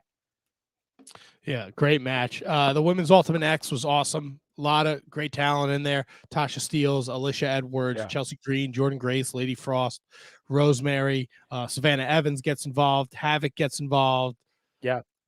Awesome. And we talk about the Will Ospreay moonsault. Lady Frost had a tremendous Winter's. I think it's called the temperature drop. I believe it's called, and she did a nice little moonsault off the top. I like you and me both had her winning this match.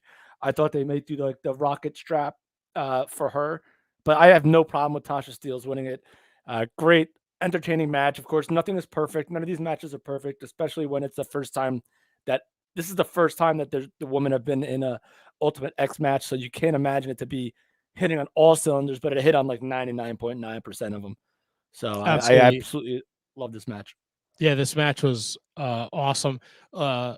How dare we forget Tom Hannafin, formerly known as Tom Phillips, replaces your favorite guy, Matt Stryker.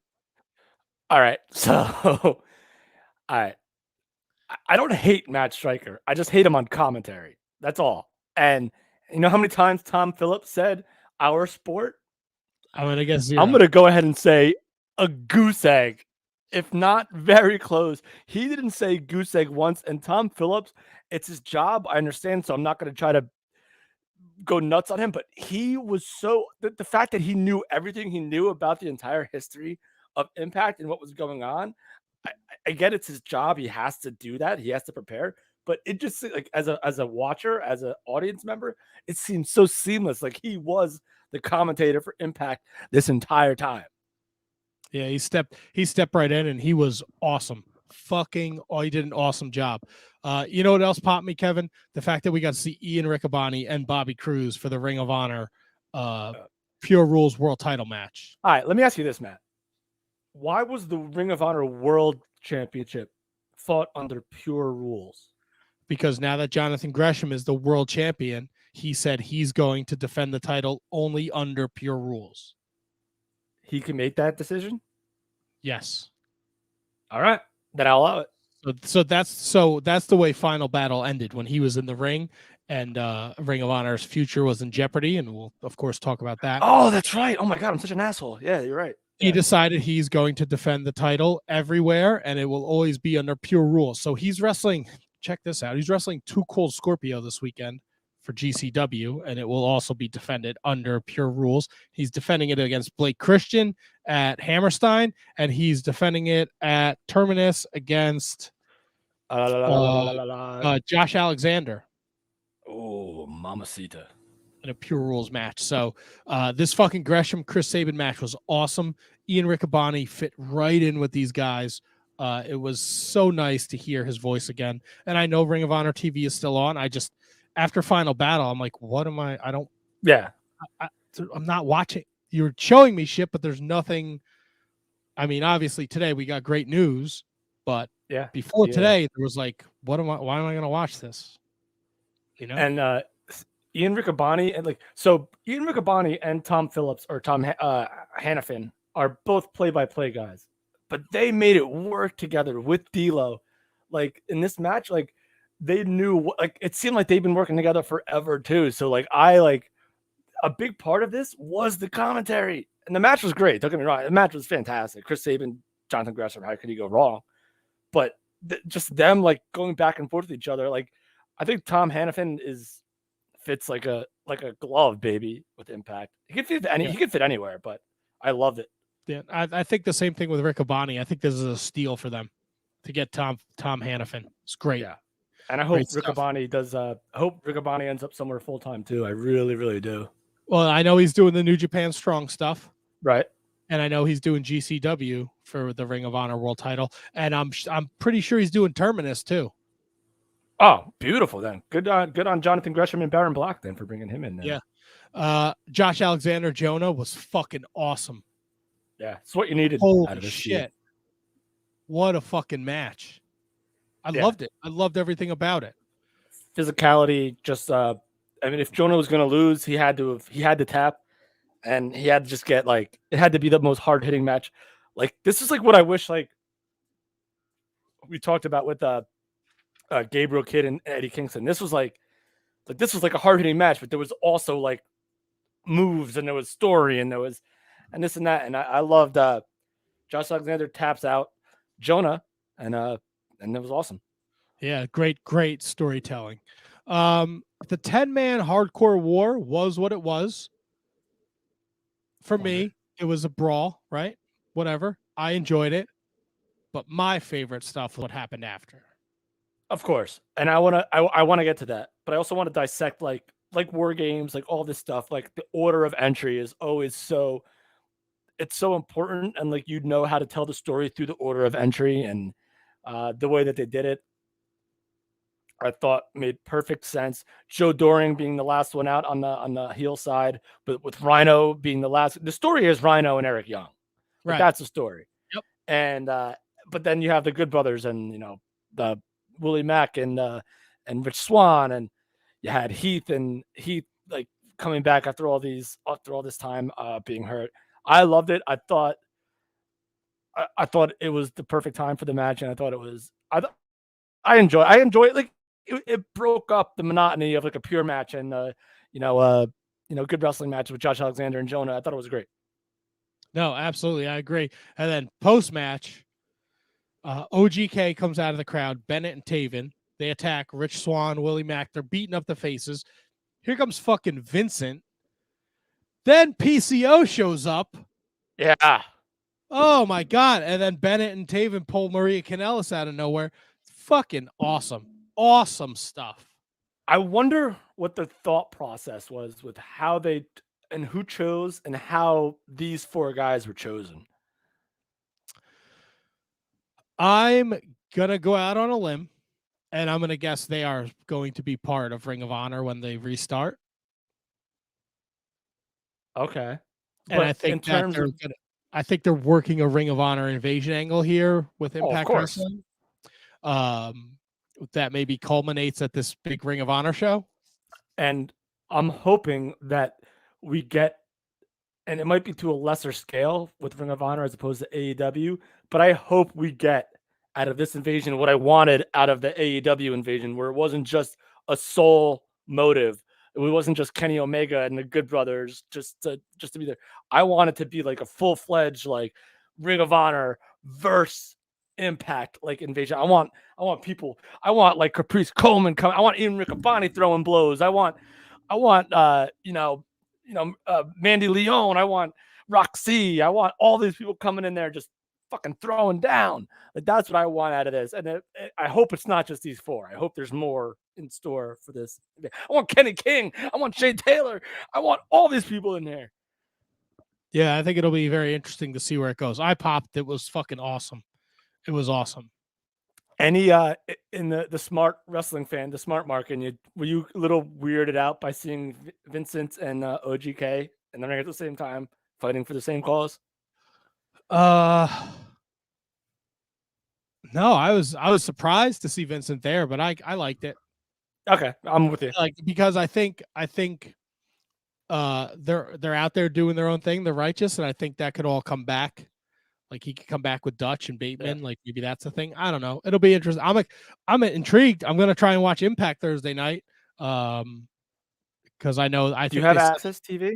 I don't have Access TV, but I have the Impact app, so maybe I'll watch it over the weekend if I can find time. Because I think they set up I think Roxy Deanna is the match Thursday.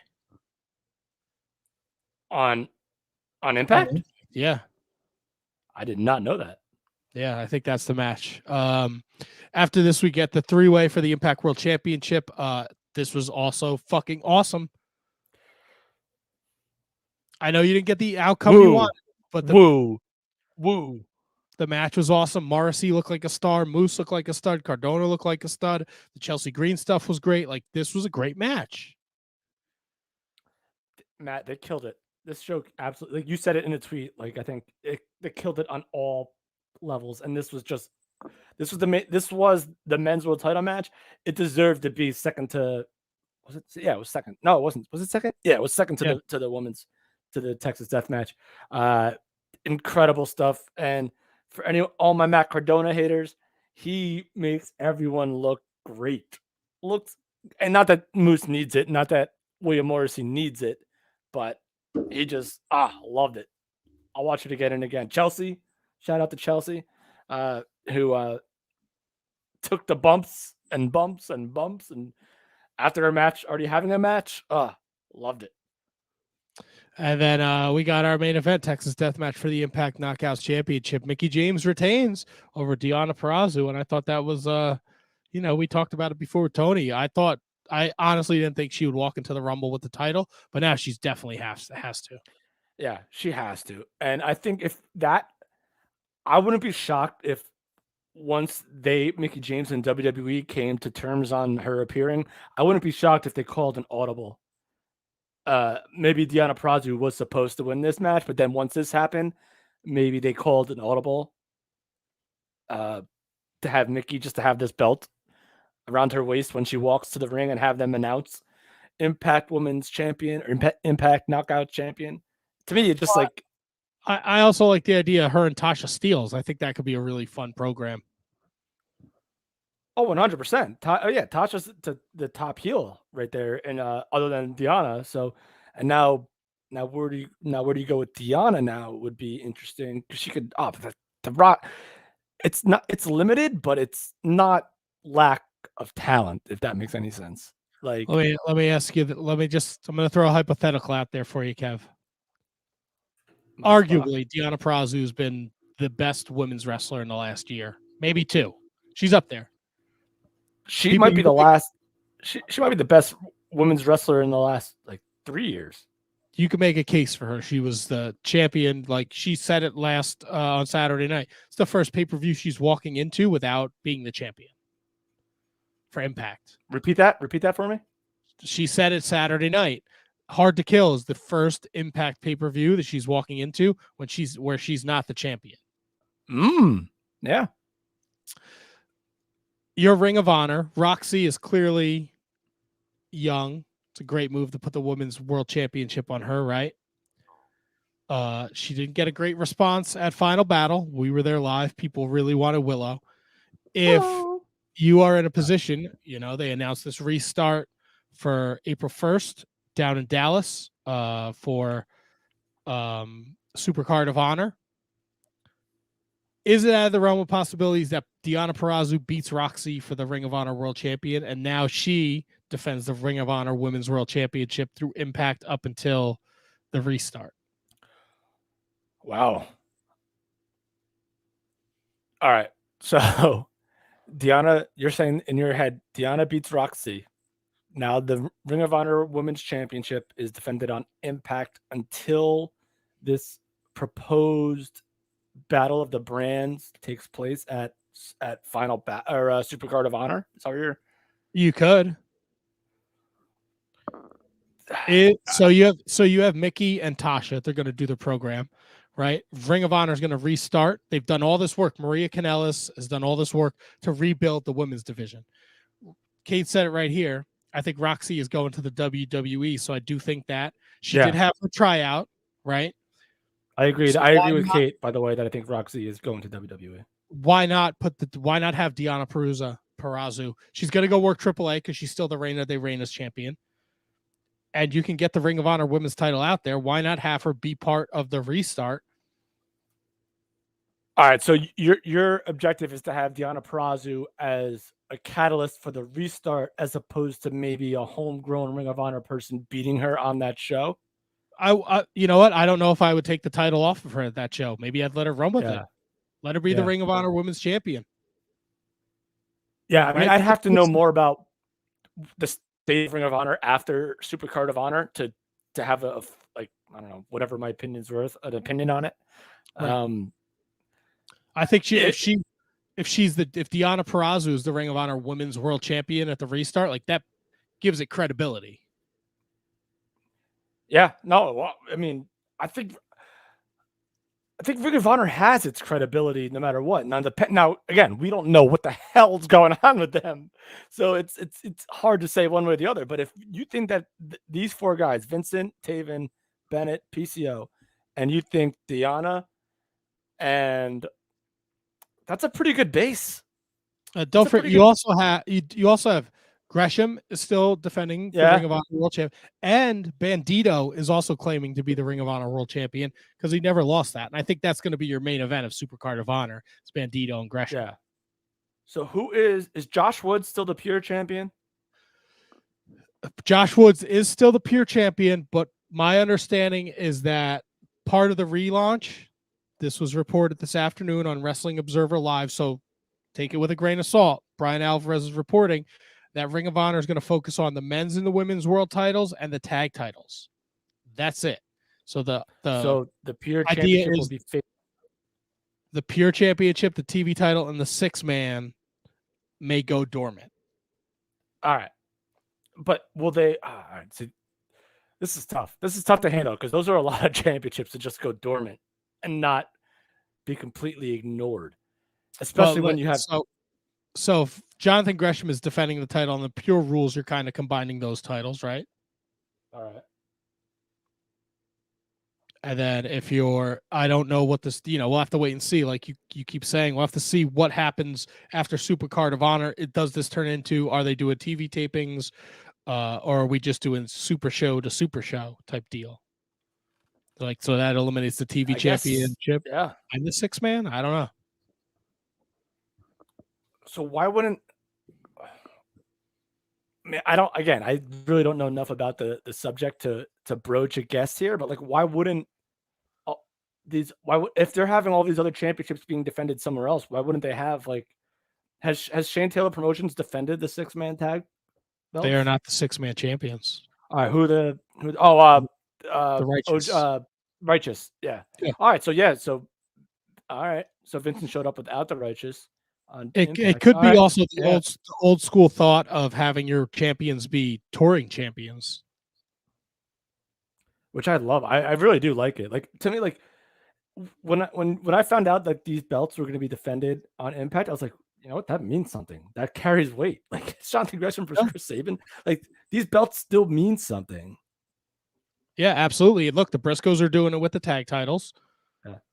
Right. And Gresham and Roxy right now she's going to defend the title. So, I mean, she was at the pay-per-view. They showed her during the Mickie James match. So I don't know, man. I'm excited. I'm super happy to wake up to the news today that they have a Supercard of Honor and it's announced for April 1st during WrestleMania weekend. So it's a good sign.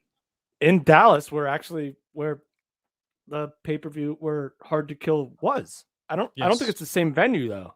No, they're going to be at the Curtis Kuwell Center in Garland, Texas. How many people does that? I mean, I don't have that information. Yeah. But it's got to be larger than what Impact can. Yeah, probably. It's going to be super. Even though those camera shots from Impact, it actually looked like there was a lot of people there. So yeah, I think they had a full house. So yeah, that's it, Kev. That's all I got for you, buddy. I don't really is there Braun Breaker's your NXT World Champion. Yeah. I didn't see it, so I can't really comment on it. I didn't watch it either. It was New Year's Evil, right? I didn't watch it either. Yes. Yeah.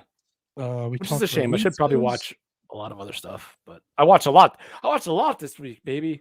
You and me both, man. I jumped into some Pro Wrestling Noah today because I wanna kind of get acclimated with that. So I watched about 2 hours of the show they ran on New Year's Day. So I still. Who's the biggest star that Noah has right now that I would know? Muda. Oh, Muda. Oh yeah, duh. Yeah, and fuck, I don't. Ultimo Dragon was on the card that I am watching. Okay. And he was in an 8-man tag match, and he was fucking awesome. So I'm not super familiar with the Pro Wrestling Noah guys. So check back with me in a couple weeks because I'm really gonna dive deep into this. I will. I'm doing something special tomorrow afternoon, 2:00. If you're listening to this live, Matt Taven is going to join us. So me and Kevin are going to sit down and talk with Matt Taven for probably like half an hour. That works. Half an hour, 40 minutes. It'll be live on the YouTube. It's going to be a YouTube exclusive, and then we'll drop it as a podcast a couple days later. So 2 p.m. right? Sure Still? What's up? 2 p.m. still? 2 p.m. Yeah. So make sure you're following us. You're subscribed on YouTube. You'll get the notification. We're going to go live tomorrow at 2:00 with Matt Taven.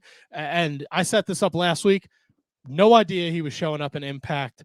So he's on NWA. He's on Impact, Ring of Honor Restart. We got a lot to talk about. So we're going to have Matt Taven with us tomorrow afternoon for a little afternoon delight wizard style. So, take a break from your day and join us at 2:00. Next week. Lunch break, baby. Who do we got next week, Kevin? Oh, what about Greenwich time? I don't know what that is, Kate. Next week we have the tag team TSF joining us. If you're familiar with AEW Dark Elevation, you'll know them. The 24th, Jazzy, alpha female. She's going to be joining us to promote her promotion. Serious? Yes, I believe it's Serious. Yeah. Over in Germany, they have their show coming up in February, so she's going to be joining us. And then for all you old school Ring of Honor fans, North Jersey guys, Northeast guys, the SAT is joining us February 7th. Whoa! Yeah, so that'll be a lot of fun. I didn't know that. Joel and Jose Maximo, right? Oh, that's when your earphones weren't working before, Kev. Oh, something was my Wi-Fi. Something must have been awful. Oh my god, that's so. These guys are legendary. Yeah, so we got a lot of good stuff lined up, and if this afternoon thing goes well tomorrow, there might be a couple more, sprinkled in throughout the next couple weeks, just to give a little more content and get a little more eyes on the Shining Wizard. So, if you're out there, you're listening to this, you're hearing this, please share, like, subscribe, rate, tell your friends at Wizards Podcast on all forms of social media. We'll be back next week. Kevin, anything you need to promote? You got any comedy or anything coming up, brother? I'm pretty much retired from that for now until maybe till 2022, 2023, if you will. But follow me on Twitter at Kevin Garifo. That's KEVINGARIFO on Instagram, even though I haven't been posting a lot at all. At Shining Wizards Kevin. So thank you very much. Follow the podcast on at Wizards Podcast everywhere you can find us. And we'll be back next week with another episode of the Shining Wizards Wrestling Podcast. Until then, be kind to one another. Take care of yourself. Stay safe. And we'll see you next Monday night.